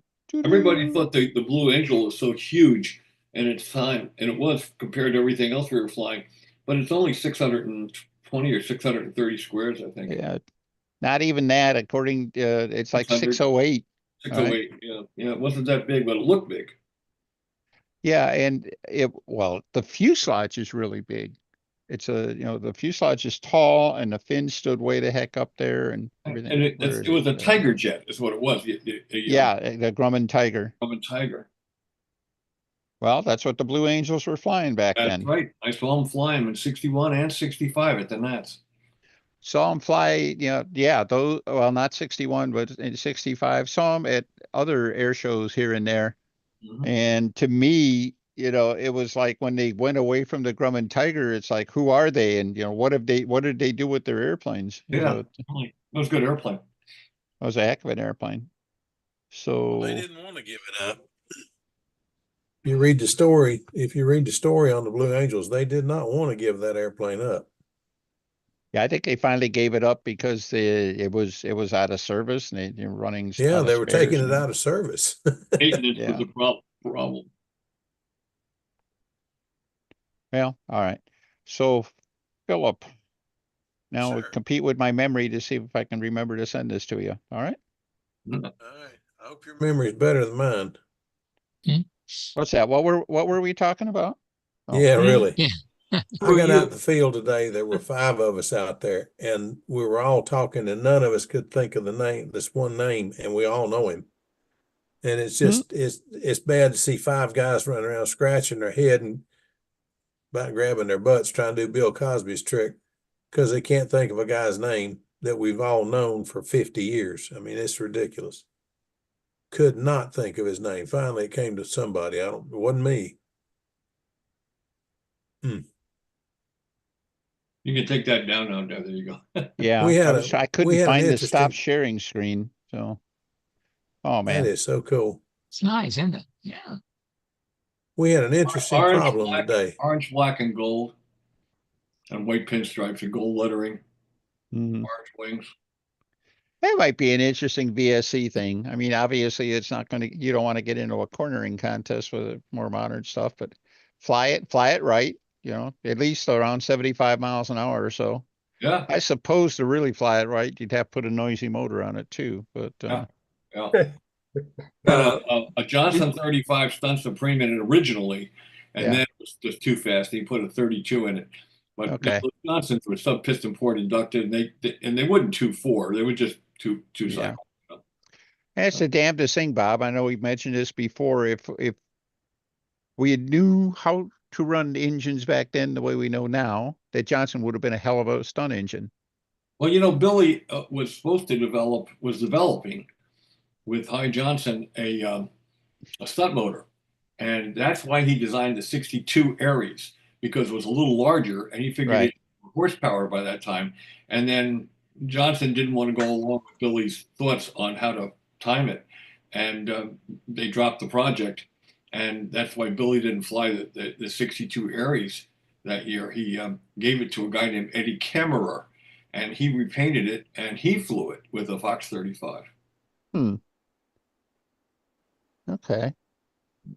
I didn't know that. I didn't know I've never heard the history on a 62 where it came from or anything like that. I thought it might have been just a little hiccup on his way to going to the big Aries. It was designed for that engine they were supposed to be developing, he and Hy Johnson, and Hy just never wanted to do things Billy's way, and Billy. Well, Billy is a kid. What did he know?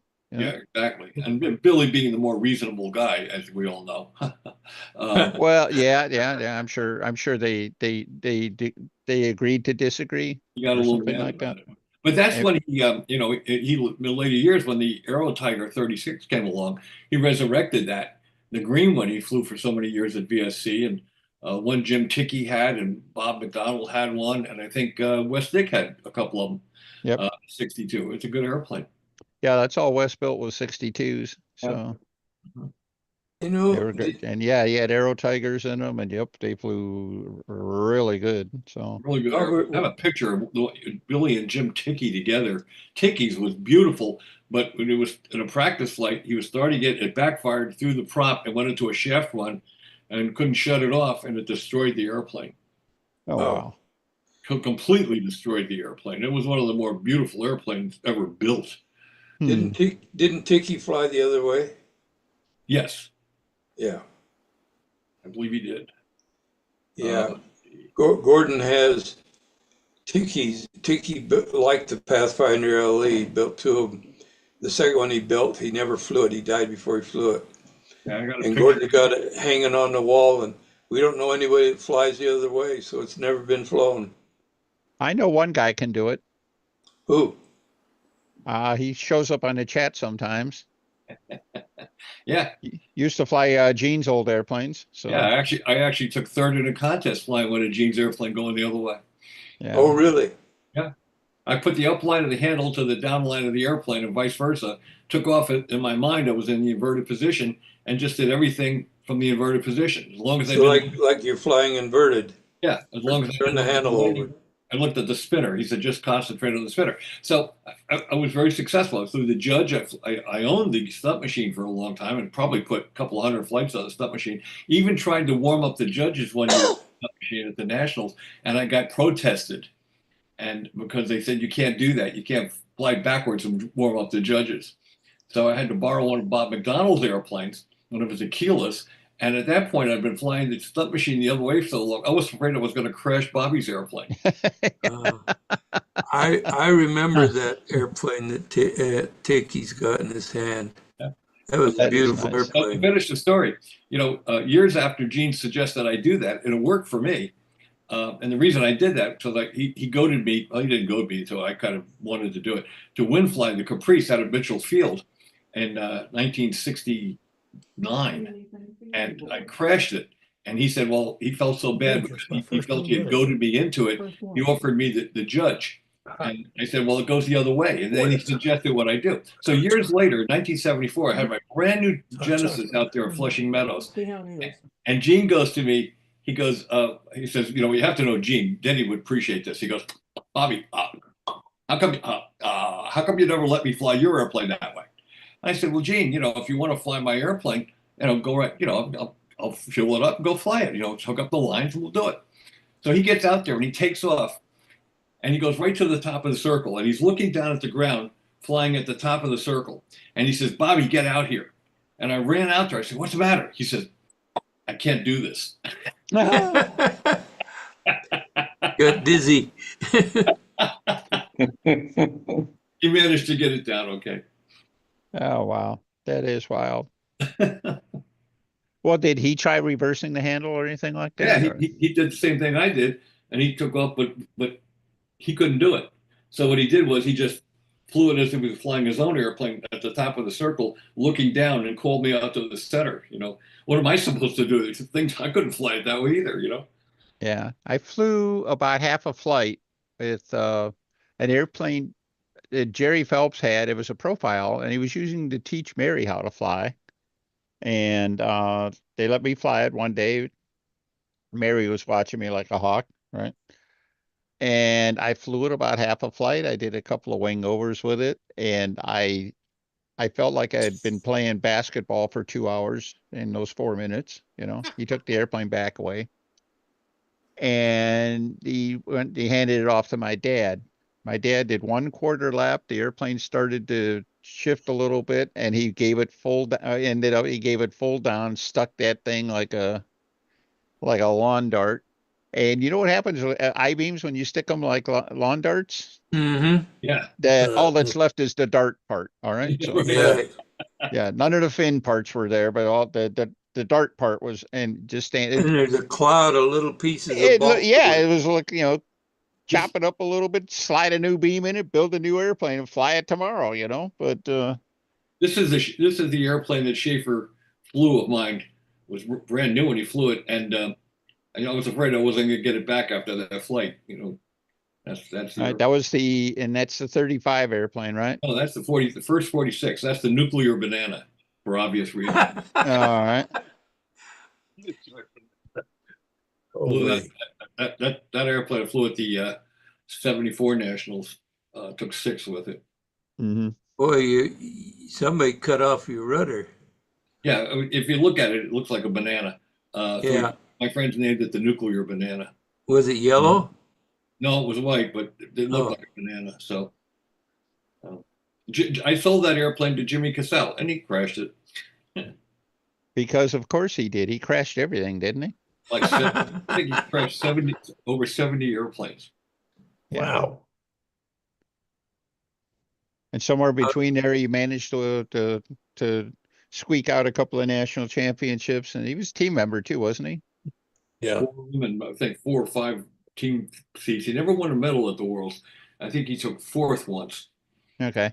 but he won 4 nationals. Yeah. So I guess those He's thinking 74 about airplanes coming went back. to a good cause, but Yeah. is Isn't he he around talking anymore? about flying again, Bob?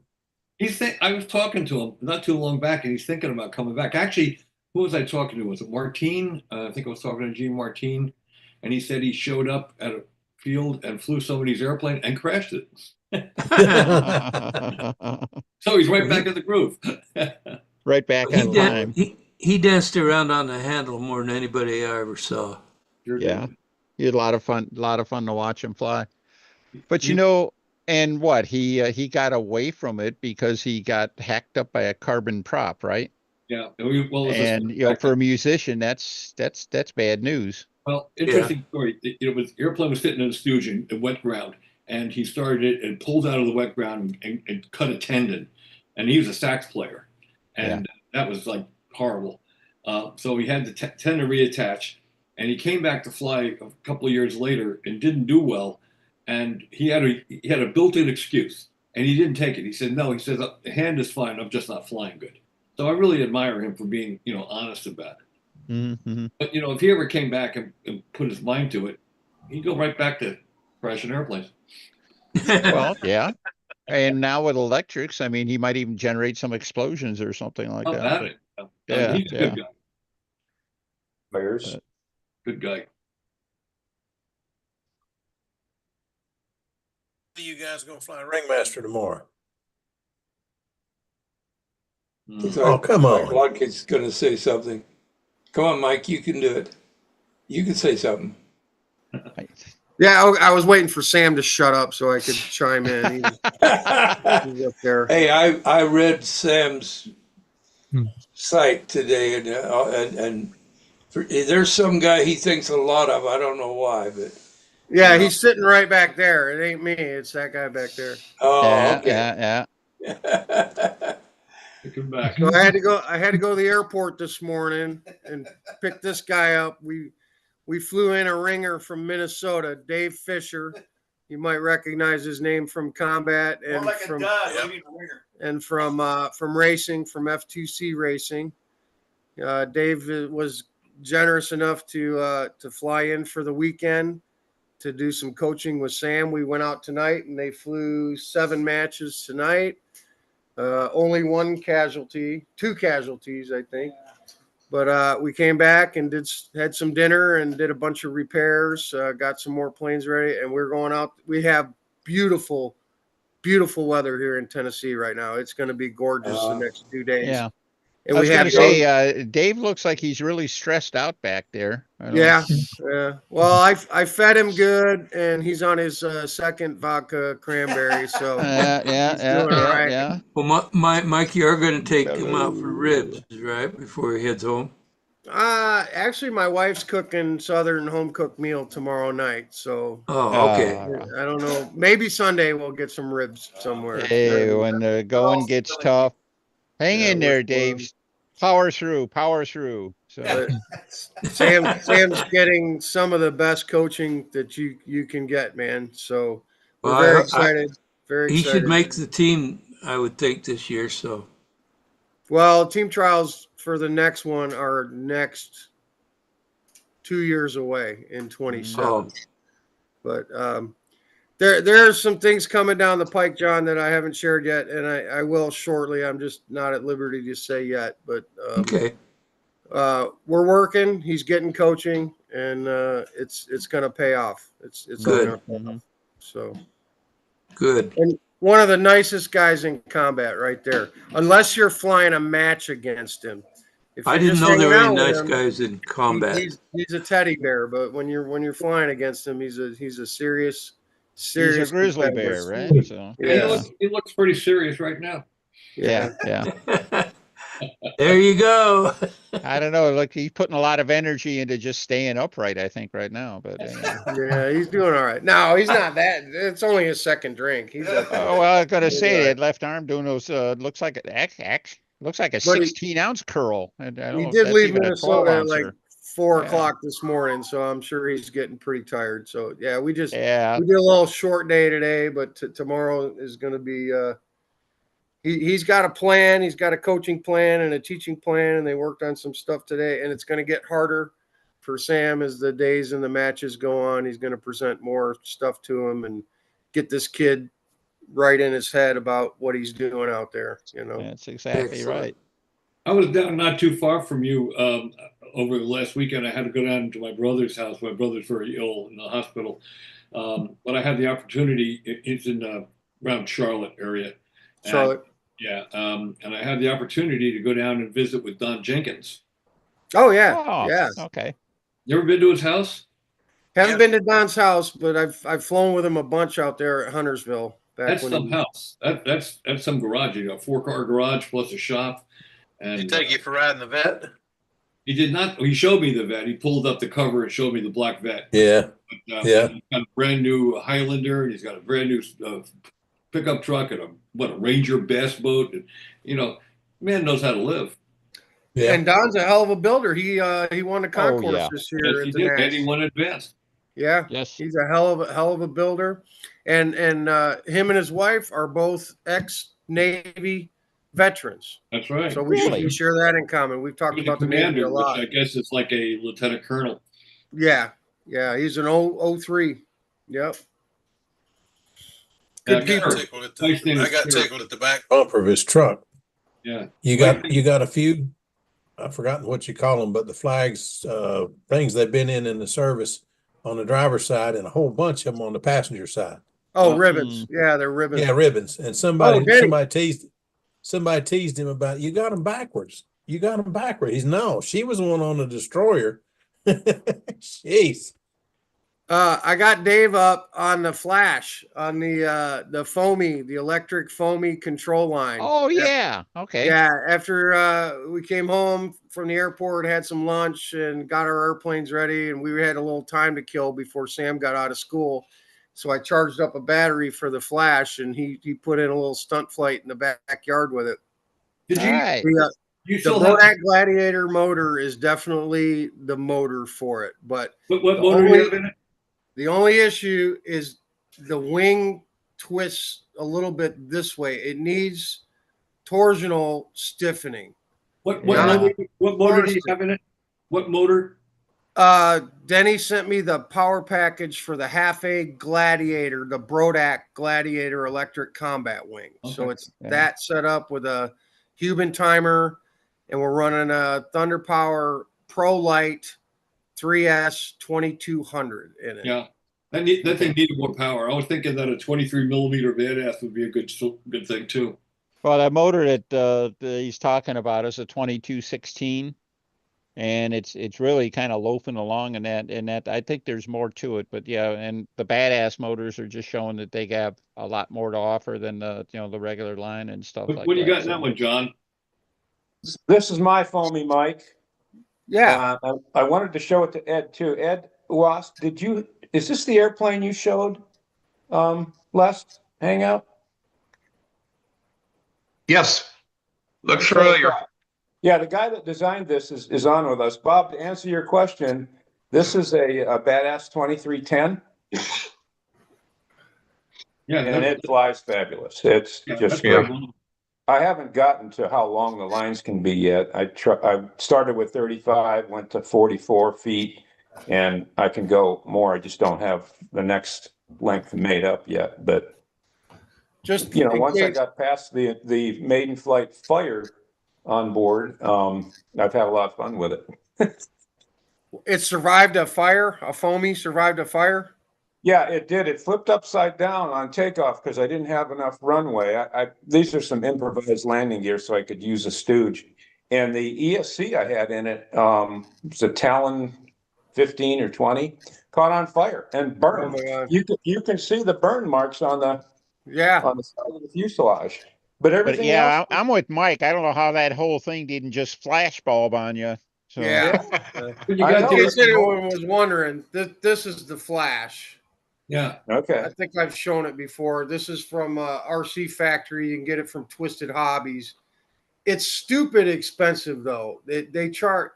I bought it without the power package, their motor and ESC, because I knew it was lacking. Right. And Denny and I had already talked, and he said then he sent me the setup for it.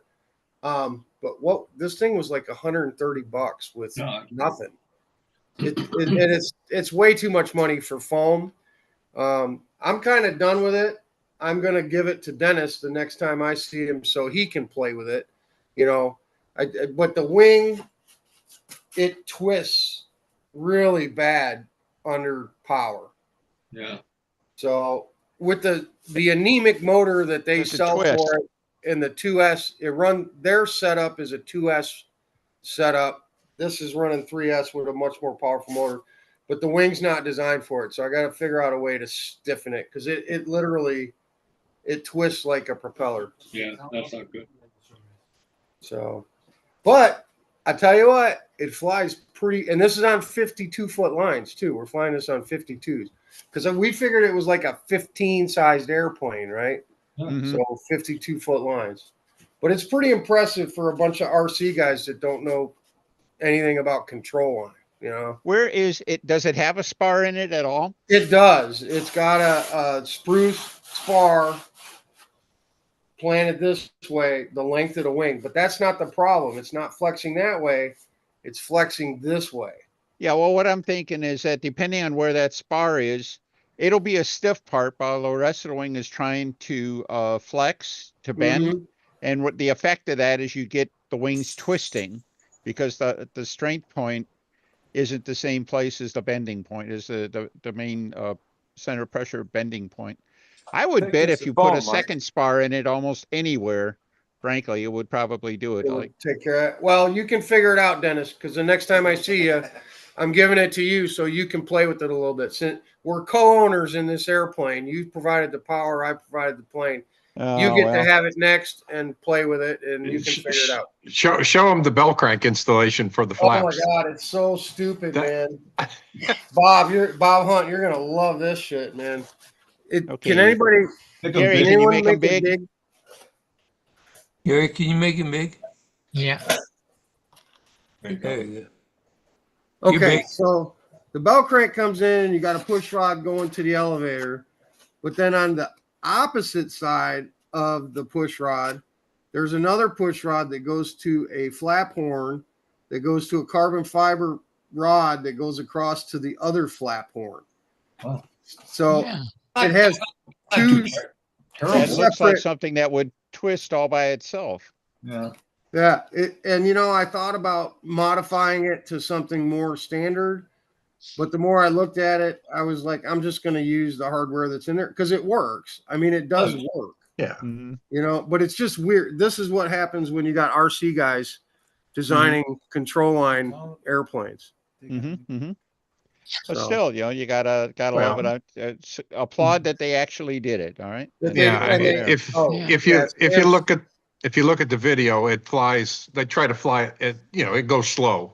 Yeah. So it fits what I guess they designed. So And going Sam's slow, it over probably here- doesn't flex much or anything. So yeah. It doesn't when it's slow. Sam's over here reminding me.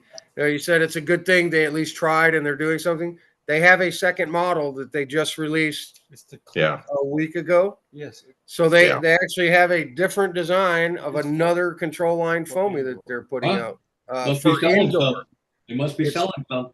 Well, it's for indoor. It's Okay. the really floaty, slow stuff that you see them flying indoors.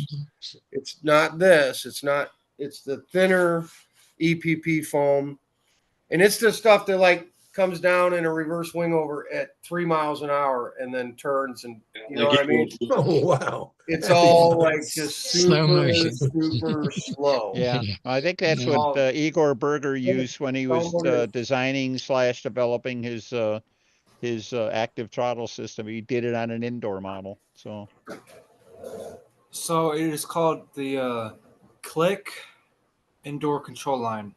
The Click is a Click. CLIX. No, CLIK. Okay.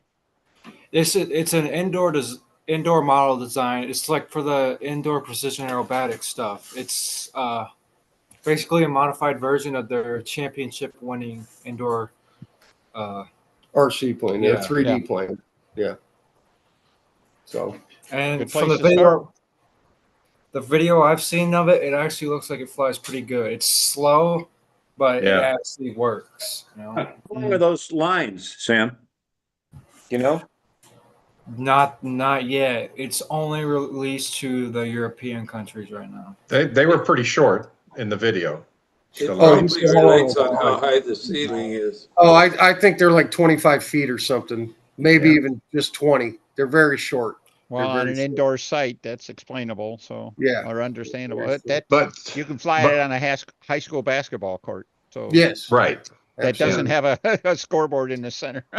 Yeah.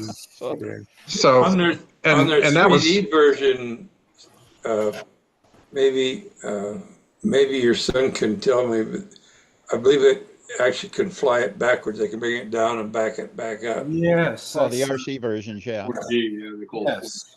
They got the reversible ESC on them.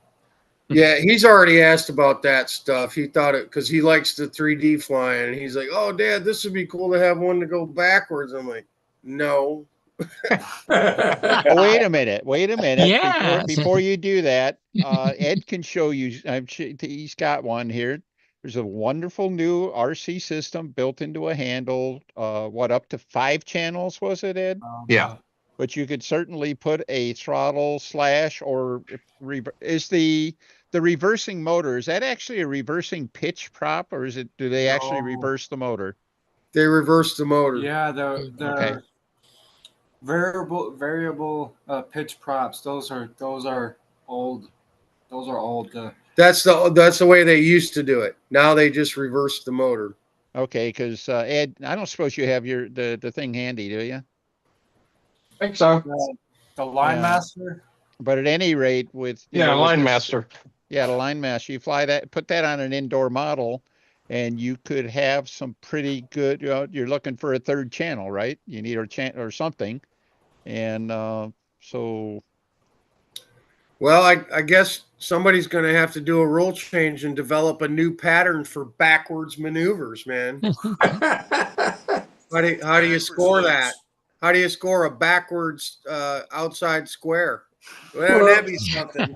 Instead of 10 to 40, you score it's 40 to 10. That's all. I mean, Yeah. So you can bring it down in a square, stop it, Low score turn with, it, and pull out. like golf, low score with. okay, so you see what Ed's got there? Yeah. That's the 5 channel, obviously. So, Yeah. That's really cool. And doesn't What- it come with different back grips on it, like a Glock? You can change the grip on the back to contour your It's hand. got a It's like thicker a one and a Glock, thinner man. one. I'll tell you what, Mike, you got the you guys got the 3D printer. You could really Glock it up if you wanted. Or- Yeah. Now, what's nice about it, and I'm still learning, is it asks you about setting your throttle prior to takeoff. So say for instance, once you give it full power for takeoff and you release, you can set it at 80%. Mm-hmm. And then until you hit the trigger, it'll change. Other than that, it holds the percentage you send. Okay, throttle hold. Nice. Yeah. Nice. So. It has a line lock on it and everything. Yep. Yeah. Yeah. Yeah, and I then remember the guy that's making these, when he first joined our Facebook group, our Control Line Flying group, he messaged the admin guys before he even posted his first video or said anything about what he's doing. He sent us all videos and technical data on what he was doing. And he's like, "Hey, man, I want to join your site, and I'm developing this handle for, throttled control line flight. I'm line master, blah, blah, blah. And I want you to know, I'm not a scammer or anything. I love flying control line models. I'm trying to produce something for the community. Would it be okay if I advertise my product here?" And we all went through all this stuff and looked at it, and we were like, hell yeah, man. Somebody bringing something new into the community. Absolutely, man. And we gave him the green light, and he's just been going gangbusters ever since. It's only very, gonna be- very helpful. It's only going to be good though for like sport and for scale, things like that, because there's too much overhang and too much weight for stunt. Yeah, absolutely, absolutely. But it's a product brought into the control on community that's going to serve a purpose for somebody. Absolutely. And we're like, yeah, man. And we've watched his, because he's had different versions of it and different mods, and he's been improving the product over time. And he seems like a pretty legit guy. So probably carrier. Could use it in carrier. You could use it in scale. Yeah. Very, very, very nice to talk to. That handle is making J. Roberts handles and other forms of guys building their own out of car transmitters obsolete. Yeah. Everybody in carrier is going to that stuff. Yeah. I would think that if you the scale flyers, they'd be crazy to try anything else. I mean, they're all using radios now anyway, and that there would be no better setup than that. He's also developed a servo driver to control your servo speed for scale. Okay. So you can slow the flaps down, the gear down, things like that. Yeah, that's great. But Carlos has been very helpful. Just great to talk to, and we did a couple of Zoom meetings and stuff. So another thing, it looks like he's making foam board kits of a Ringmaster now. Yeah, I saw that. That actually caught my interest. That looks like a lot. That looks really good. I'm interested to see how far he gets with that. And well, I was going to say, with what John did with that foam plane, and like what I did, the whole idea is, well, okay, I'm starting to fly control line again. This is something that you can start learning the pattern and the maneuvers, and it's not costing you an arm and a leg, because you're trying to get muscle memory on what to do. And that, so is that thing a pretty good trainer? Is that what it is? A trainer? Yeah. Oh yeah, it'll do stunts, but yeah, you can fly it slow and stuff. Do every stunt. Where you get the plans to it? Park Mr. Flyers. Hunt. Where? Park Flyer magazine. Or Park Flyer magazine. Okay. Google Park Cat. Oh, yeah. No, I'll tell you. Google Park Cat. Okay. Well, let's circle back a little bit. John here has a plans built foamy, right? John. Yeah. He built the same one. Park Cat there. So. Yeah. I think we'll bring Beaver tomorrow and make Dave fly it. I was just going to show you, John. There we go. There it is. Beaver. Oh, Dave fly the Beaver, dude. That's it. Make me crash. I have no problem crashing shit on my own without help. I'll see about getting one of those in. Dick Sarpolis and I designed that. The black one. The big ones? Have you noticed any issues with the wing flexing the way Mike was just talking about? Not really. Mine on loops would certainly, you could see a flex. Okay. You can see flexing or wing twisting. Blows. The wing blows. It doesn't flex. Different animals. So the wing will bow, and when the wing bows, it prevents it from flexing. Yeah, mine bowed. It bows. Yeah. But that was also with the 3S battery also. And I pulled way too much up. You'll take off the ground. Plug in the 8. Dick Sarpolis and I designed that, built it, and tested it in one day. Uh-huh. Yeah. For a beginner, especially a kid, what's really cool is you can just make that foam profile fuselage in any shape you want. Absolutely. And if a kid likes P-47, shape it like that, or whatever it is they like. It's really simple to do. Yep. That's what I'm trying to propose with middle school for a STEM competition. Here's the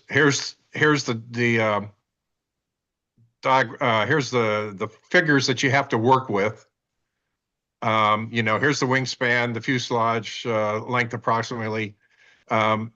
Make your own design or copy something that you like. And John, I don't know how much you spent, but I was keeping track, and I think I was just a little over $100 ready to fly. With all the electronics, you mean? Yes. Yeah. It sounds. I didn't track it, but that sounds similar. Now, people are also using Dollar General foam versus Yeah. Depron. I use Depron, which costs more, but they're also using the dollar stuff that you can get from the stores. I think Hobby Lobby has this foam really cheap. Yeah. Is that just bare foam or is that the paper No, face there's stuff? paper. It's got a laminated paper on it, yeah. Oh, It's mine construction was just foam? bare. Mine was That just makes it- bare. This makes it Mine has a stiffer. skin, a paper skin. Yeah, and it makes it stiffer. Yeah. Yeah, it does. Now, guys will also take the 4-inch wide thin packing tape that's colored Yes. and use that. Yeah. So Sure, that would work. they can make an orange airplane with some yellow trim. Well, you can also some of the RC guys are doing this with foam wings. If you take fiberglass reinforced strapping tape, it becomes a on the surface wing spar. Yep. All right. Yeah.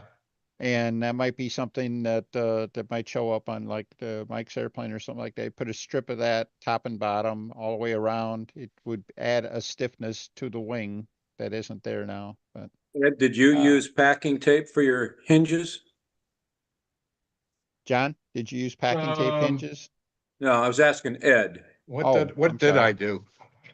I just That's cut what the- bevels on my RC stuff.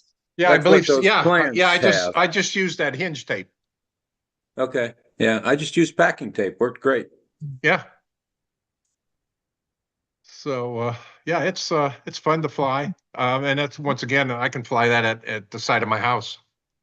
And that I'm getting about 8 to 10 kids now on the weekdays or weekends when they're out and about because they know that Mr. Ed's got something that they can do.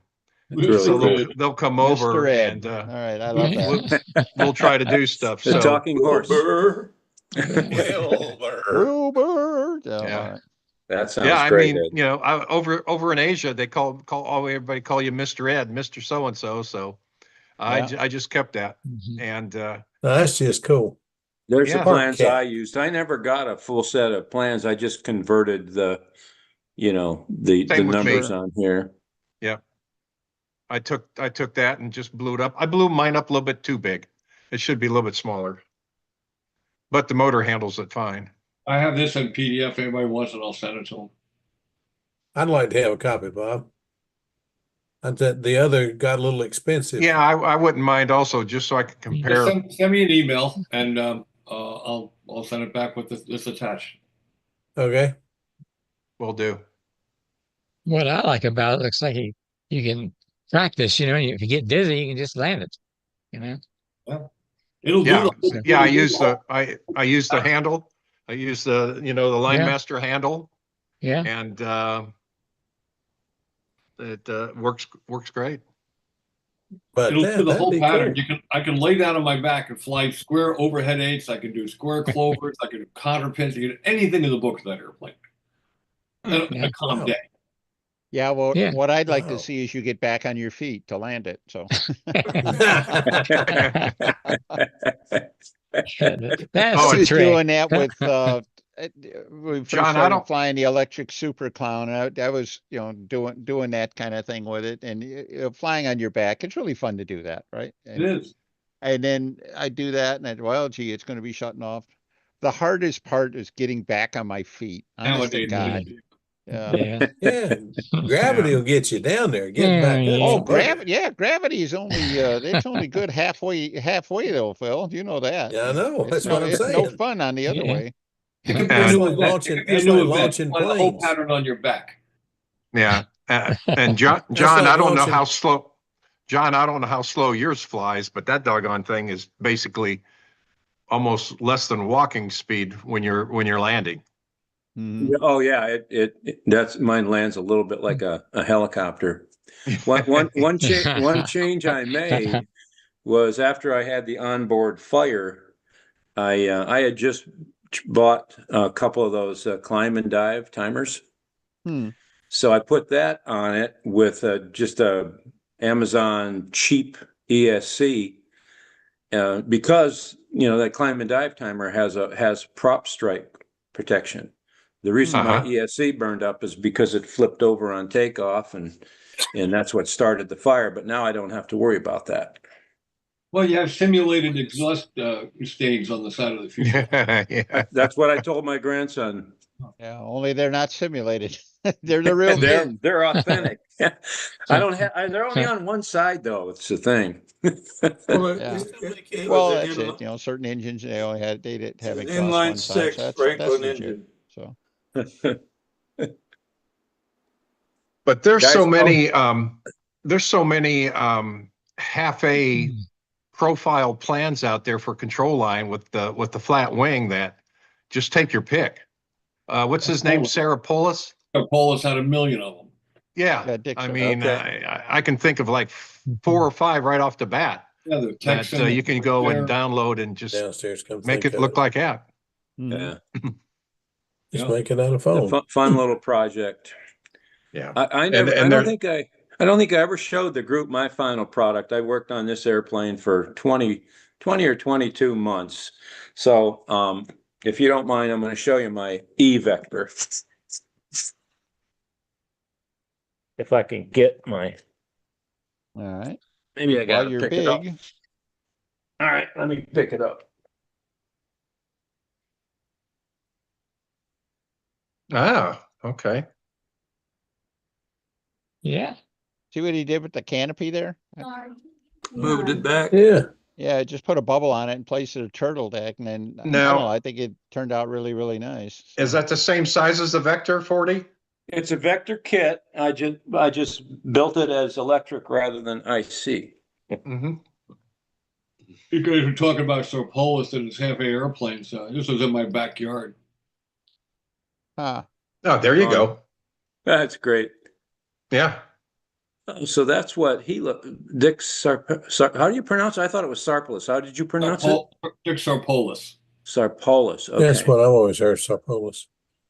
There's another one off to the side, a blue I've known blue Dick ring since one. I've known Dick since the early '50s, since I was a little tiny kid. He's a nice guy. He really is. To me, this is like the future of getting the kids interested. Yeah. How Yeah. for the sake of building it and the price you can do it for. They all fly Yeah. good. I think you're onto something there, Ed. I think so too. That's neat. Here's Very neat. got a couple of pictures of things he did. Here's a really nice one.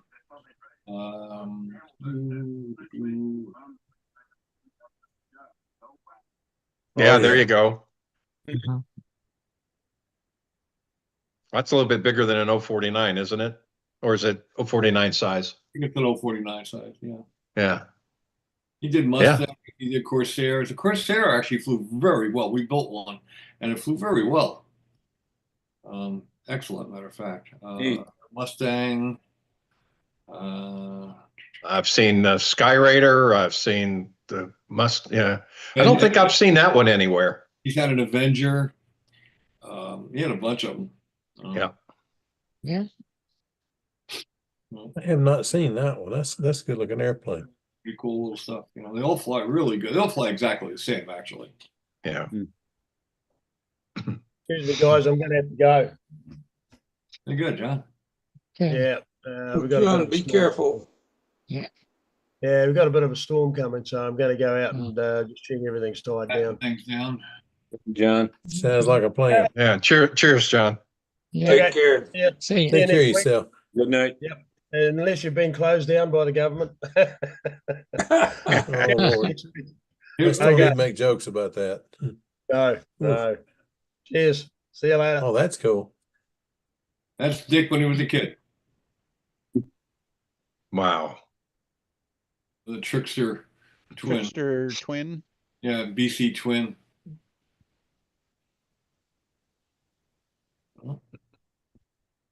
Gracious. There's no limit to what we can do, you know? Yeah. Well, as we get older, there is a limit to what we can do. You had to As far as- mention it. far as design. Well, we're gonna make Dave fly some RC tomorrow. We pulled down the Havilland Beaver, kind of like a trainer plane, pretty easy to fly. He flew Yeah. some RC back in the day with his dad, but he's not real current. So You got safe on that? no, I don't Yeah. put safe on any of my airplanes, and I don't have a buddy box either. I'm just going to hand him No. the transmitter and say, Yeah. figure it out. We wait we a just minute, use safe. We just use safe for our club trainer to show people. Is We're, that we're kicking it. is We're that how kicking it. Sam gets back at him for all the Yeah. combat lessons? So, Yeah. yeah. Put a Well, streamer yeah, on it. Sam's bringing his 61-inch 3D plane, so he's going to be out there doing the flippy flop shit, Yeah. and then maybe we'll see how Dave does on the Beaver. But Put- we're put kicking a- it old school, 1970s, past the transmitter kind of deal. Yeah. Yeah. Put a Nobody streamer cord. on. Put a streamer on the Beaver, so Yeah, he'll Sam feel at something home to that shoot way. for. So, It'll be fun. I love flying model airplanes, man. I don't care what they are. If it's control line, free flight, RC, and I Yep. love it when we have guests here and we go get to fly, man. It's so much fun, man. So much fun. yeah. Yep. Absolutely. Yeah, the most fun. Talking about Rob. radio control. I went down to Muncie here a couple of weekends ago. My nephew was flying the Flying Aces Club Nationals, flying Oh, yeah. rubber power models. He had 2 fly away. So, That's good. They Two of they 'em. strive for that, man. They want to lose. well, the them. trouble is they were flying. He had to fly like 3 2-minute maxes, and everybody who got that got to fly in the all up last down. So, Yeah. so he lost one of the airplanes on his last 2-minute max. He needed 2 minutes. They lost it after 25. They couldn't find it. So, Holy. and he was chasing it he was chasing it in his golf cart, and he couldn't keep up with it. So, I like that all up, last down, man. That's yeah, that's a great way to fly. it. Just sounds cool, man. You know, all up, last down. Yeah. Well, Bob, that was that across the That other was, that was kind the of crossfire? first. So, That was the first crossfire, which was RC. yeah. Hey Sam, this wasn't plugged in, man. So you can put that back up. That had an interesting wing route to it, I think. Yeah. Well, it was interesting. Wait a minute, I gotta find it again. It's almost. Wait a minute. Oh, you need to go. I'll find it. Hold on. Mom gave him. Yes. Yeah, here it is. Don't let us forget these transmitters tomorrow. There you go. That plug-in wings. Is that showing now? Yeah. Yeah. Yeah. And plug-in wings, and the strakes that are at the root of the wing came off with the wing. Oh, really? And the servos were mounted outside the fuselage with the output arms inside the fuselage, so I could get a control line thin fuselage. Sure. And the strakes would cover up the servos. That's great. That skinny little fuselage, I think, probably went like hell, didn't it? It was a good flying airplane. It Yeah. flagged out too far away from the field one day. I tried to nurse it back, installed it, went in and totaled it. Mm-hmm. It was a good air. It was fast. It had a HB60 in it.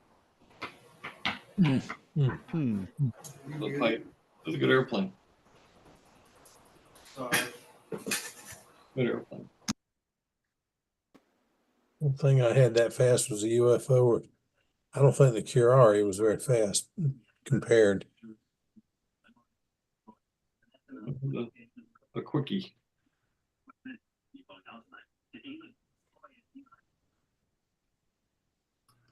I have a picture of it. Anyhow, now we kind of skipped past John's electric vector, but he shared his progress on that thing over about 21 of those 22 months, I'd guess, something like that. But, yeah. Just so real it's quick, been that's Looks good. Oh man. Yeah, there we go. you can see in the placard behind it. This was at a show. You can see how the strakes were built up on 2 plate spars, and they would come off. You know, it was really neat. That the wing attachment bolt there in the leading edge? No, that was actually something on the actual print. Oh, okay. Yeah, unfortunately, I don't have a better print of it. It was a good airplane. Mm-hmm. Fairly high aspect ratio, so I know why Denny. Yeah, liked it. I noticed that, of course. I thought you told me you built one of those where the wing attachment bolt, you accessed it like through it was at the wingtip somehow, and you had you used a nye rod or something like that to tighten the wing attachment. That one I had a hatch on the bottom so I could get to the receiver and everything and hook up the linkages. And I just had a nylon bolt that went to the root rib, which had a plywood.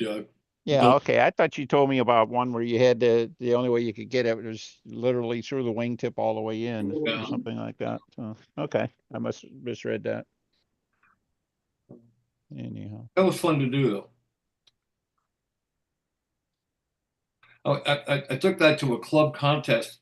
I won best original design, best pattern airplane, and best monocoque. And I told the guy, I said, it's not monocoque. So he took the best finish trophy away from the guy who won the best finisher trophy and gave me the best finish trophy and gave somebody else the monocoque trophy.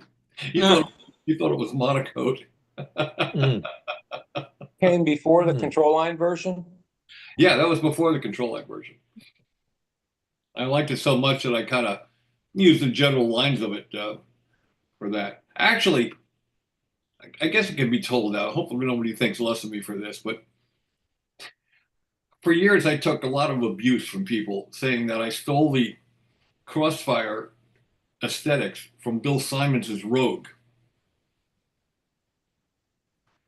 And if you remember that airplane. Yeah.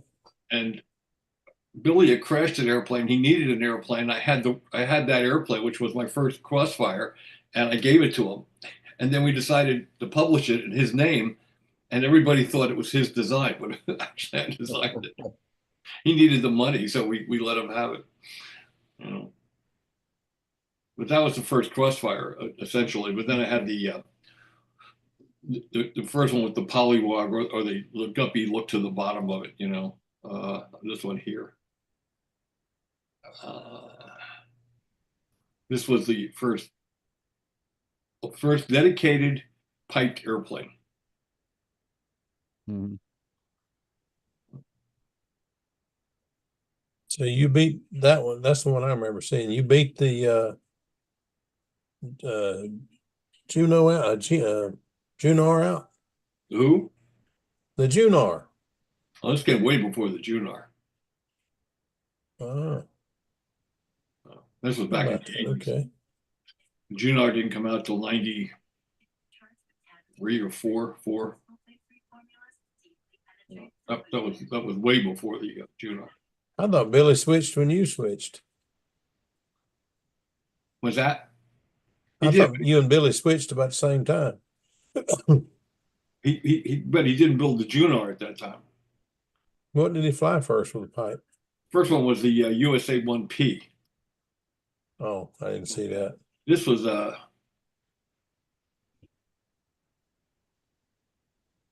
yeah, I remember that airplane. He brought that here. That's the same airplane I just showed. Yeah. Yeah, no, but I remember that. Yeah. You had that weird filler in it to fill the tank, and it leaked. So you didn't have it all in or something, and it filled the pipe full of fuel. Cut the fuel line, it had a leak. Yeah. Once we fixed that, it ran great. But that was our Future Force tune pipe, the very first of the tune pipes we made. And OPS. I still have one of those. Yeah, I do too. Yeah. Yeah. Very neat. Yeah, cool stuff. I had a picture here I brought up. I was going to show another one of Dick Sarpolis's airplanes. Oh, that ain't it. Hold on. Dick's had so many airplanes. He's got to be one of the top published airplane designers. There you go. Oh, look at that. I've never seen Twin, that. yeah. Isn't that cool? What does that remind you of? Yeah. Gordon Delaney? Yeah. Very neat. Yeah, it's a good airplane. What vintage is that, Bob? Early 80s, late 70s. Late 70s? Late 70s, yeah. So you're looking at a Super 70, certainly Nostalgia 30 eligible airplane there. Hey, I never thought of that. I'll double check with him. I think it was published. I think it was published, was it Model Builder or was it? I'll have to check with Dick. Yeah, I know a guy can help you with the power system on it too. So So do I. Me. yeah. Go talk to yourself. All right. Take your own advice on that. Yeah. That's cool. Yeah. Cool stuff. You know, I was looking at a stunt news today. I didn't realize that, what was that guy's name from out in the West Coast? It flew a lot of, he had a twin electric airplane in 2012, a fully built up electric twin in 2012. I forgot his name though. Neat airplane, a good builder too. I didn't realize there was one before mine, but there He was. lived near San Diego? No, he was up in around Sacramento, I think. Okay. Maybe even Washington State. I'm not sure. Can't think of his name. Starts with a D. I'll think of it. When I stop trying to think of it, I'll think of it. Yeah. Duncan, Bob Duncan. Okay. Yeah, built a lot of really pretty airplanes. I don't think he's with us any longer, though. Duncan, was he a speed flyer or team racer or something Could like be. that? He had a tri-motor, Ford tri-motor stunner. Oh, geez. Some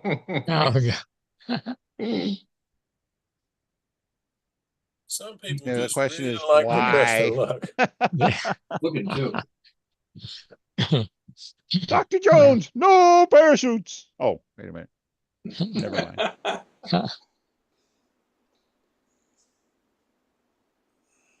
Well, there is that Balenka tri-motor, would make a good stunner. What's that? I'd make a Balanka in a heartbeat, but Yeah, that Balenka's got actually pretty good moments set up on it. Well, if it's Blanca, it's good looking too. Which Balenka are we talking about? It's a tri-motor. It was designed for a guy as a racing machine. Oh, okay. And it had Franklin engines on it, had two smaller ones on the wing and the big one on the fuselage. I think I got a 3-view somewhere. Keep talking. I'll see if I can find it. Let's see. I'm trying to remember the history of it. It went through several owners. It had a little problem with it at first, a developmental problem, but then it kind of clicked in and actually flew pretty good. But I don't think he did well on the racing. That was when they were racing long distances. Yeah, it was really designed as a distance racer. It wasn't a pylon racer or anything like that. Right. Yeah, they're racing long distances. Kind of like the Governor House twin. Yeah. Yeah, the Comet. That same class of racing, yeah. So. But I somewhere in my stuff, I've got a real nice review of it. Thought many times about building it with, I'd probably use all the same size. The two motors aren't enough. No, three's better. Four if I could put one on the back. Or like Jim Aaron building a B-36. Yeah. Well, he had that one plane he had where he had 6 engines on a leading edge. Yeah, that's where he was testing the motors for the B-36. Yeah. I cut the wing for that thing, the Lost World cradle set for it. Did you? Actually, I got a picture of it someplace. That was a big airplane. Oh my gosh, huge. I saw it flying, a video of it flying. It actually flew fairly well. Yeah, it's a pretty amazing thing. Speaking of flying well, did you check out the video that, what's her name, the Chinese gal that flew at the World's here? Xiao Zing or something like that. Yeah, that sounds right. I remember watching her fly. But she put a video up of two young men flying. You know, these are juniors, and she was just asking for comments. And let me tell you, they weren't perfect flights, but they were damn good flights. Yeah, she was good. They talk about the girl flyer. Well, no, it wasn't her flying. It was two young juniors that Oh yeah, they got well, coming up in China. Chinese junior took third overall. Yeah. He's real good. Of course, his father's a billionaire too, so he has a wherewithal to do it, but still has a lot of talent. There's no question about that. Mm-hmm. Yeah, but you still have to have, and I'm sure he had a yen for flying too. So A yen for flying, yes. Oh my goodness! Oh, I can't believe he did that. Yen I think Gary's gonna mute me now. So that's okay. Yen I'm still looking for my are screen used view. in I can't boo see it. Japan. hiss. Yen Boo are how, used in boo how. Japan. Yuan are used in China. Good. Yuan. Yuan. Funny. Yeah, that was the girl. She was an amazing flyer. I couldn't She was believe good. it. You know, I sat and watched her fly. She had good bottoms. She did not have good shapes. I mean, her shapes were really needed a lot of work. Yeah. And What got me was their bottoms were so low and they were getting by with them. she was good bottom flyer, but well, let's not talk about her having nice bottoms. But Keep it Oh, keep yeah. it yeah. but Yeah, we're not on YouTube anymore, are we? she was a very good. Yeah, we are. Oh, we are. We're still on you. Okay, We're behave still yourself. on, yeah. She was a very good flyer, but she needed, like a lot of them. You know, you have to watch everything, and you know, you can be a really good flyer and still make mistakes. Yep. We all do. All of us. We all do. We all do. So, what it's worth. Well, I watched both the Chinese junior, he didn't make many mistakes at all. I watched both of these flights that she put up, one for one junior and then one for the other junior. And the first junior that flew was far better than the second. That's probably the same one you're talking about. He only made a few mistakes, and they were not really bad mistakes. He was a good flyer. The second one was pretty good. He'd outfly me, beat my butt easy. But you know,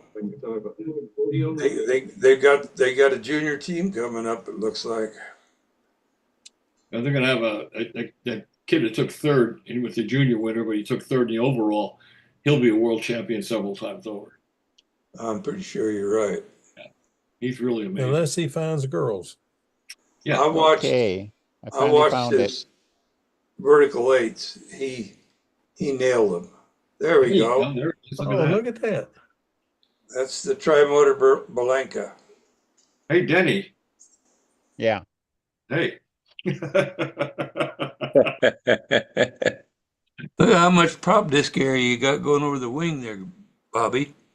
Yeah. Well, the only problem is you also have spiral airflow going around the fuselage again, which I don't like. That's why I want the twins, get away from that. Well, I'm wondering if the disruption of the various airflows that go in different directions might actually dirty it up to where it's pretty well straightens it out. Yeah.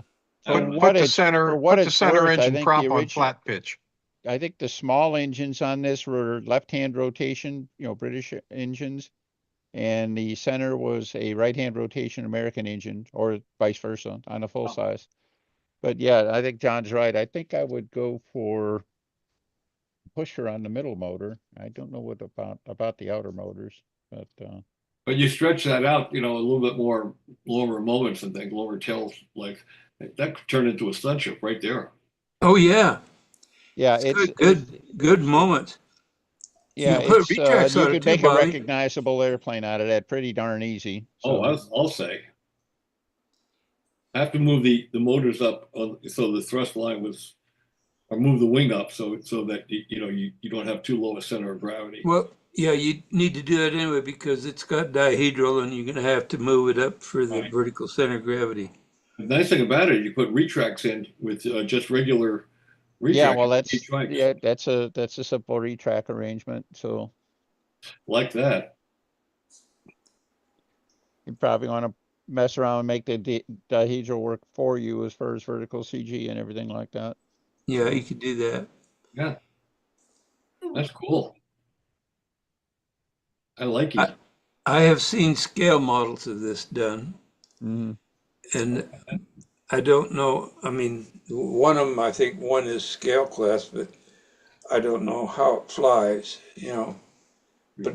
But for a scale guy, they're usually heavy and they're usually, you know, struggling. And so if a tri-motor can finish the scale pattern, you know, what he has to do in scale and win, I would think it probably flew pretty well. Mm-hmm. There's no reason why it shouldn't fly well. Certainly as a scale model, it would fly well. You know, Yeah. the racers fly good, you know. Yeah. As a stunt model, my biggest concern would be 3 sets of fixed equipment, you know, motors and batteries and all that kind of stuff. Might be a bit of a chore. It might get heavy on you really quickly. So Well, if you size it so you could use the 23 millimeter motors mm-hmm. and used one single battery to drive all 3 of them, you could have separate speed controllers for each one. I think you could. It's not going to be light, but I don't think you'd exceed what it would be if you ran. If you ran IC with fuel tanks. Oh, I see what fuel tanks would be. That'd be pretty good. You know what? It would probably be a heck of a candidate for that multi-engine scale thing that Keith Trostle's always showing us. Mm-hmm. The Oh, yeah. engine half, you know, the twins are better, and he's built some killer airplanes. But Oh yeah.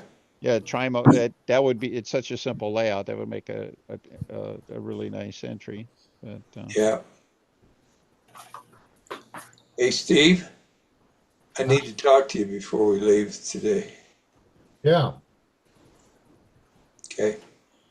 Don't let me forget, please. Okay. Forget.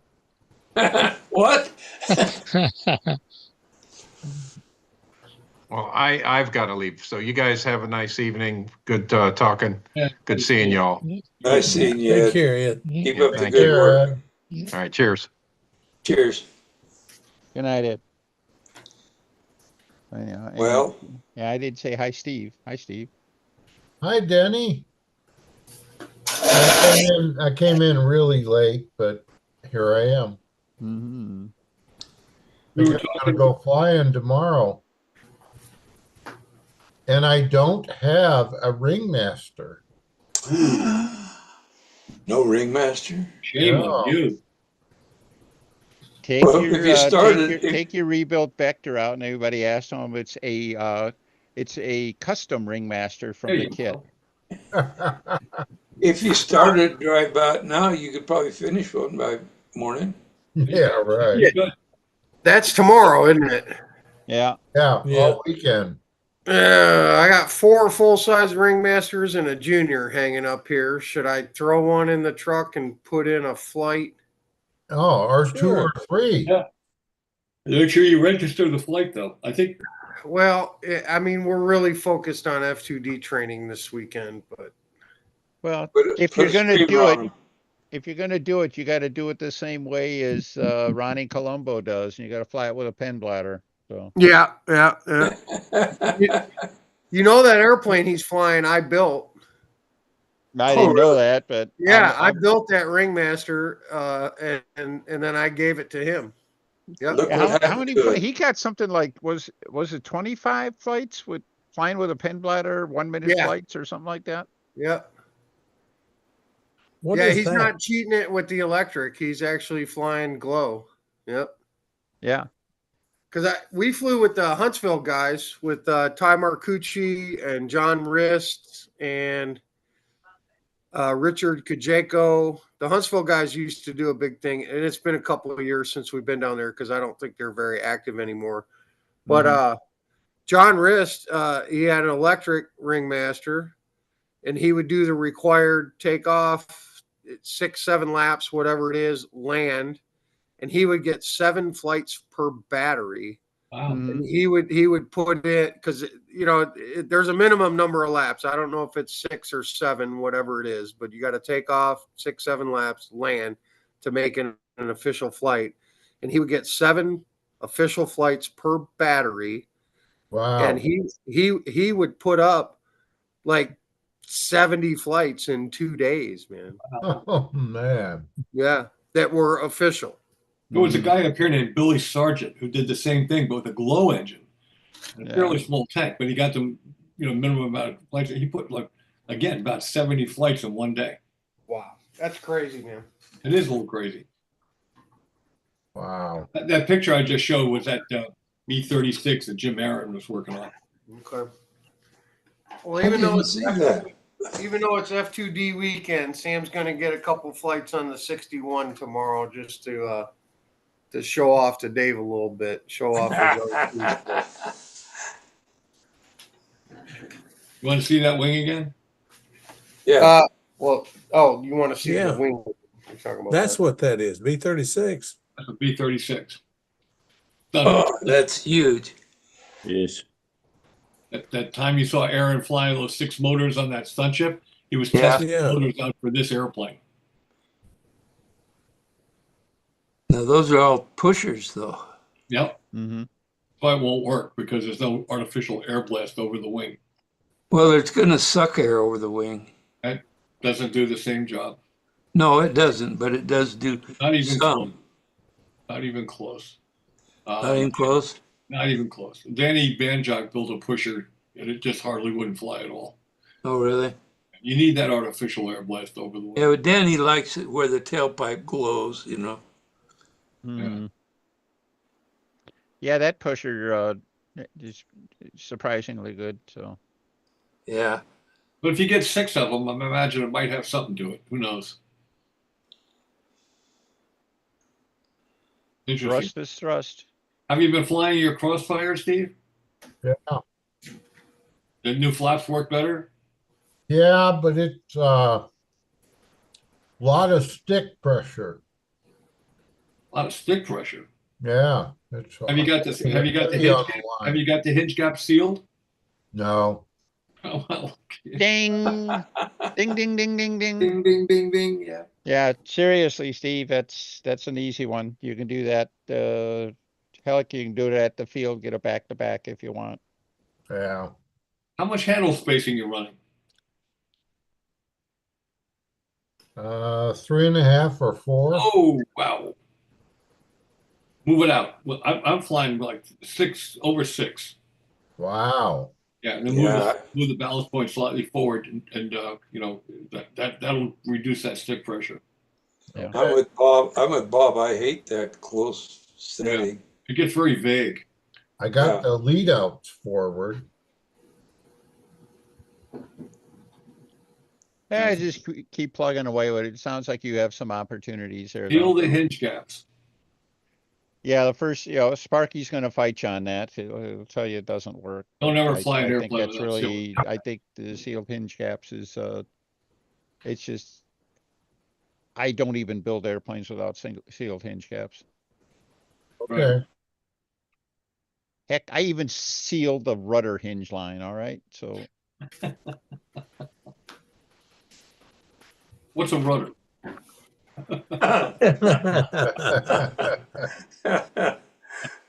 It's one of those things the Crossfire has. It's not one of the things the Genesis has, but one of the things the Crossfire has. Yeah. Didn't help it much. Well, I don't know. I always thought you built the Crossfire because you had rudder envy or something like that. I built big rudders. Yeah, you built it. You put a big ass rudder on it. What the hell? So it was not no excuse rudder. Saturn had a pretty rudder, and I still say that was one of the prettiest planes you've built. I gotta agree with that. The Crossfire was nothing more than an 80 Genesis with a rudder. That's all it was. Mm-hmm. Same wing, same everything. Mm-hmm. But the latest Genesis with the twin rudders, that's the best flying of the bunch. Do you think it's because the rudders are effectively increasing? Yeah, they prevent spanwise flow and increase the efficiency of the elevators. Right. To make it more sensitive, you just get more elevator power. Right. I'm sure of it. I mean, it's dramatic how much better it works with the twin or the little tip plates, I guess you call them. I don't know what you call them. But I don't know. I I know they're little, but they sure seem to work. I have a picture of that here someplace. Did you ever use the doodads? I tried them, and it was funny. Wait just a minute here. Let's see. While he's digging that up, let me really quick ask Denny. Denny, what was the angle of the V tail on the, the separation on the V I went tail? 30 degrees per side. 30 The degrees included per side. angle was 120 degrees between it. Okay. I made the first one at like 50 degrees or something like that, and I'm struggling through how to do a 50-degree angle. It kind of one of those head slap moments. Make Yeah. it 30, moron. You know, See, easy. the one 30 is easy. So the one I'm looking at here, the one that you saw the plans for, the Vanguard. Yeah. I'm at 15 degrees. I'm wondering if that's enough. It gets it out of the wing wake. From that standpoint, it's okay, and you won't have people thinking, "Oh, gee, that's too much. It looks like a V-tail airplane. I can't judge V-tail airplanes." Like that. No, I heard that. Well, I can't judge an airplane that doesn't look like an impact. That's an honest. That was a Nats judge commentary, and it's like, oh boy. That pretty well sums it up, doesn't it? Yeah. I don't know what, that was cuss words to me. I mean, I don't know. I mean, I have no problem with Paul or impact or anything like that, but man, don't make me design an airplane that looks like an impact. All right. No. I don't want to do that. That's as simple as that. So pretty airplane, but it's just one airplane, No, Hey. the design of the plane makes no difference. It shouldn't. It's how it flies. It should. Well, we all know kind that, of Steve. important.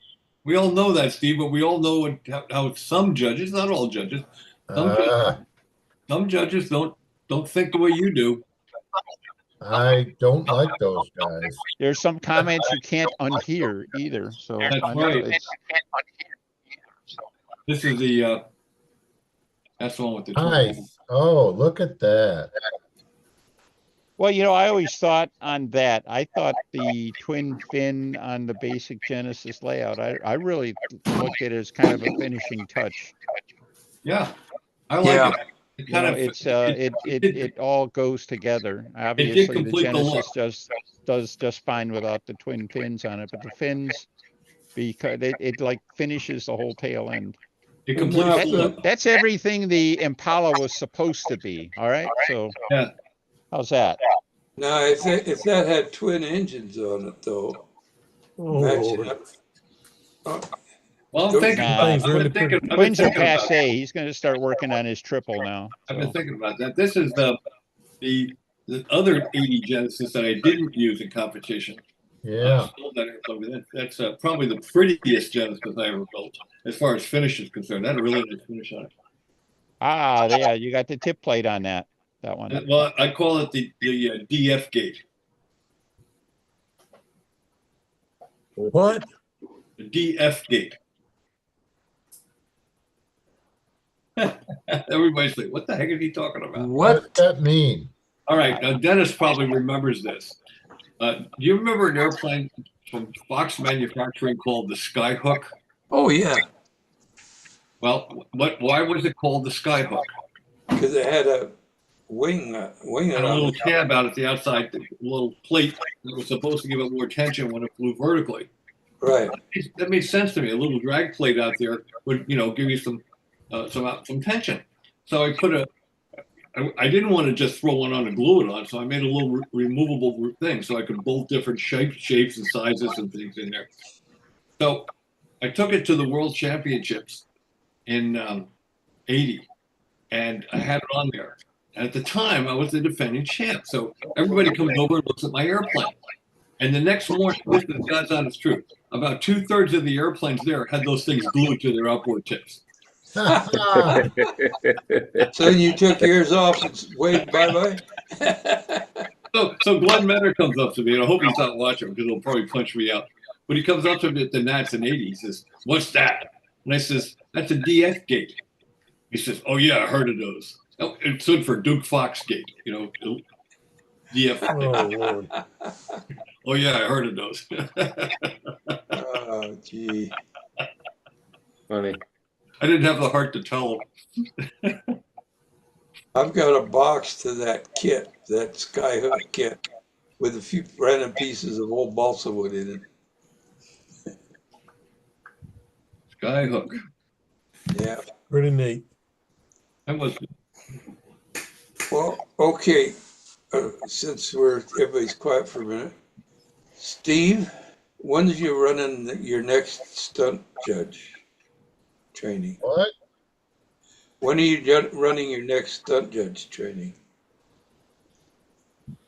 When what?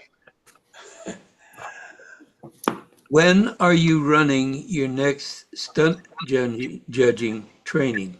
Oh, anytime. I'm retired, so you send me a email and I'll set it up. Okay, I need your email. All right, I'll send it to you. Let's do it right now. Let me give you my email, and then you can just send it right to me. Yeah. Small letters. JOBELCRANK, Joe Bellcrank. The number 2 at gmail.com. But it's not JOEBELLCRANK. It's Jobel, JOBEL crank. You mean there's a Joe Bell? Does that mean that there's actually a Joe Bellcrank 1? Oh. Yeah, that was my old one before I changed from Yahoo to Gmail. Oh, okay. There you go. That shows the DF gate. Yeah. Oh yeah. Joe Bellcrank. Yes, JOBELCRANK, the number 2 at gmail.com. I want to set it up just because I want to touch base, see what I need to brush up on, because I've been asked to judge it at a contest. So I was going to ask you that, John. I saw you're on the list, man, for the Vegas Stunt Challenge. yes, I am. I saw you on the flyer. Thank you. Yeah, they asked me the other day, and I said, yeah. What happened is one of the judges got called on jury duty. Okay. And so. Well, I'll miss you. I'm sad I'm not going to be there this year. I'll be there next year. I'll probably timing didn't line up for this year, but I will definitely be. The last 2 years, it's just fallen on a bad weekend when I have stuff with my family. So I understand. Next year, the planets align, so I will be back in Vegas next year. I'll look forward to seeing you then.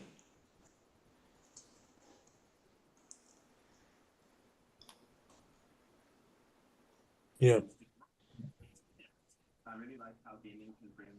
Well, guys, I think I'm going to hit the sack. Got stuff to do tomorrow. Me too. About 11 o'clock. 11 o'clock. So me too. Yeah. Well, y'all take care then. That time. Yeah, I think it's about time. Everybody have a great weekend. Go do some flying and have some fun. Yeah. And we'll see everybody, hope to see everybody back Monday. Hey, Bob, Yeah. Yep. this middle of this month, we're having a fiddling contest. And they're throwing in a lot of the types of instruments. So they're the banjo, the guitar, and the harmonica. Yeah. And I'm getting ready. I've been practicing on that. I'm going to play on that. Cool. Yeah. I'm looking forward to it. Yeah. Well, Just tell me to break a leg. All right, guys, have a good one. All You right. too. Yeah. Thanks for coming on. Well, we're down to the finalists. Yeah. Yeah, Steve, like I said, what I'm looking for, I've judged before, but I want to make sure that I'm up to speed on some of the current thinking and make sure I haven't forgotten things. Yeah.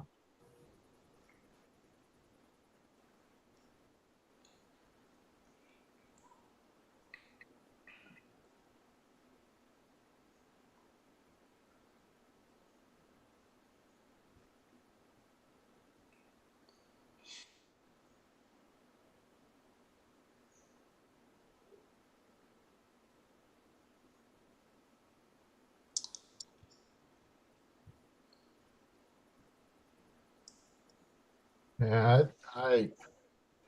I'm not getting it. Let me send it to you.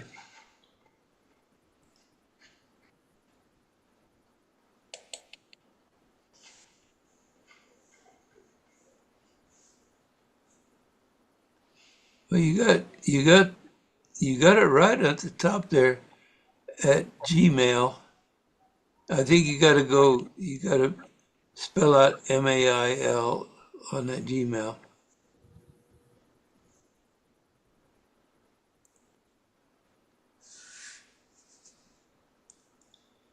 But you got Joe Bellcrank too, right? At G, and then it'd be at GMAIL. I already said that. Sorry about that.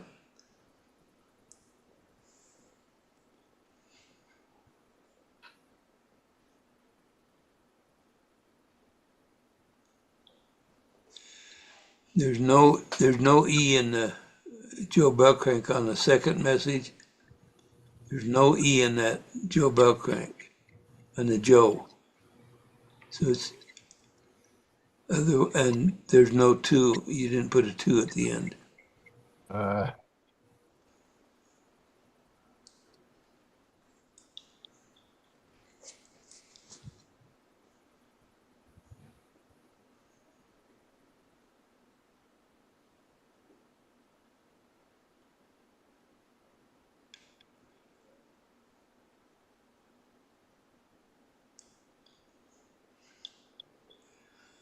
Is that your email there, Steven.com?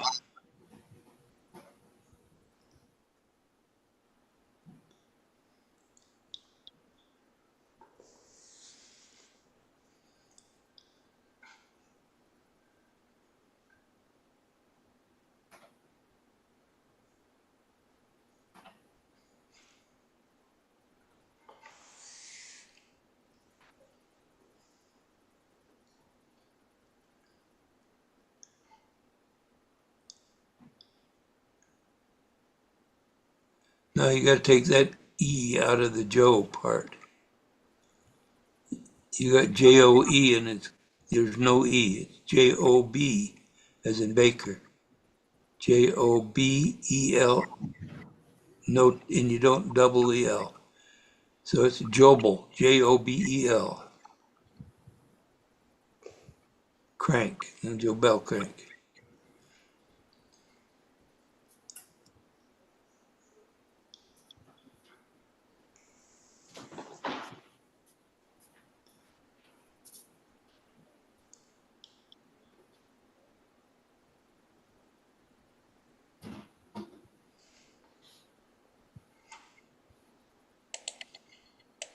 This is what happens when you're the pit man. When you're the pit man for the pilots, you're the grunt guy. You get to Yeah, they've all gone to bed and you're still working. they've gone to bed, and I'm loading the truck, packing in airplanes, packing a cooler, packing a lunch, so we can get up and just go tomorrow and not have to do it in the morning. You're a good dad. I'm proud of you. Well, we're trying to maximize all the flying time we can get with Dave Yeah. while he's here. So It's good that it's important to you because that's one thing Sam will never forget. yeah, we're not live streaming anymore, are we? Yeah. We are. Yeah. Oh, okay. Then Yeah. I'm not He, gonna because all I got is looks that I can just cut everything off. cut I got everything one. out. I Okay. got a gray one, but I'm afraid to take it. Then it takes me off, and then nothing. It just go Right, on right, right. forever. Okay, I'm So, not going to say what I was going to say then, but I do have big news coming later, but I just can't share it yet. So I'll be in and out doing this. If y'all sign off and I'm not here, good to see y'all, and I'll catch you next time. And okay. Well, we probably will as soon as they get their emails straightened out here. okay, all right, Gary. Good to see you, Gary.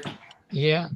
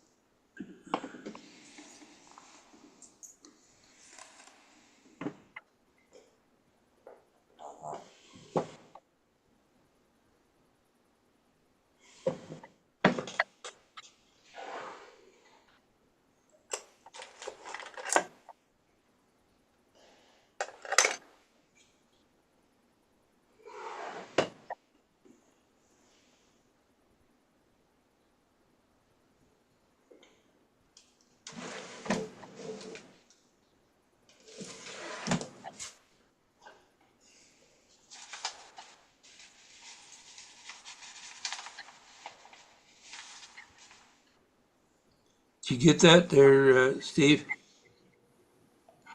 I think so. I wrote it out and put it on the chat box.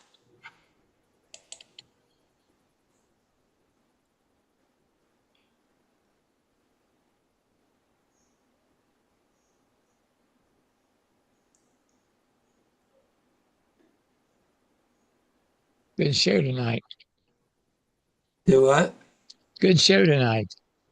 Was. A lot of good stuff. Yeah. Yeah, just little bits and pieces just kept coming. Boom, boom, boom, boom. We started working on some of that styrofoam control line stuff. I thought about it, but then I just can't get motivated, I guess. Well, last year I bought 2 sheets of that foam with the paper on both sides. Uh-huh. And that's easy to work with. It's easy to It is. cut.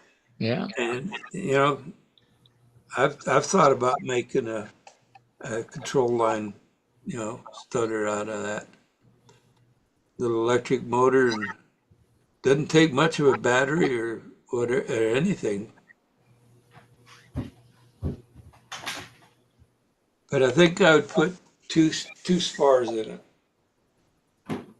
Well, see, you can take that stuff and make a spar, and then take it and fold it over the spar, and then give you an airfoil. Yep. Because the first one I made, that's the way they did it on the 3D for electric.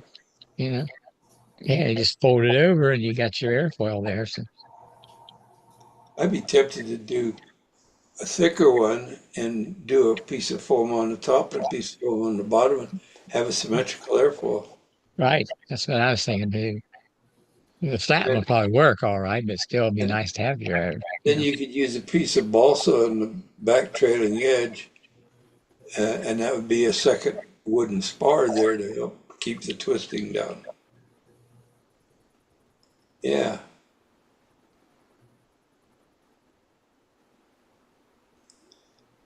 Have you seen Elliot's Scott's he's making kits of the Sakatumi. He's got a 40 size and a 25 size, and he's wanting $30 for the plans. Cute, good looking little airplane, and they fly well. I had a 40 size version of it, and flew well, did the whole pattern relatively well. I'm thinking, considering building one of the 25 size, because it's not very big, it's 40, 42, 43 inch span, fits in the car easy to handle. Did we lose Steve? We did. Yeah, Steve left. Yeah, just you and I. Well, it's you and I and Mike. Monkey, Mike. Yeah. Yeah. Well, I probably better go too. We'll see you, Mike. Yeah, see you, Mike. We'll see you guys. Take care, All man. righty. Adios, Yep. guys. Good talking All right. to you. Take care, bud. Have fun. Have fun tomorrow. All right, we will. Bye. See you, Right. Gary.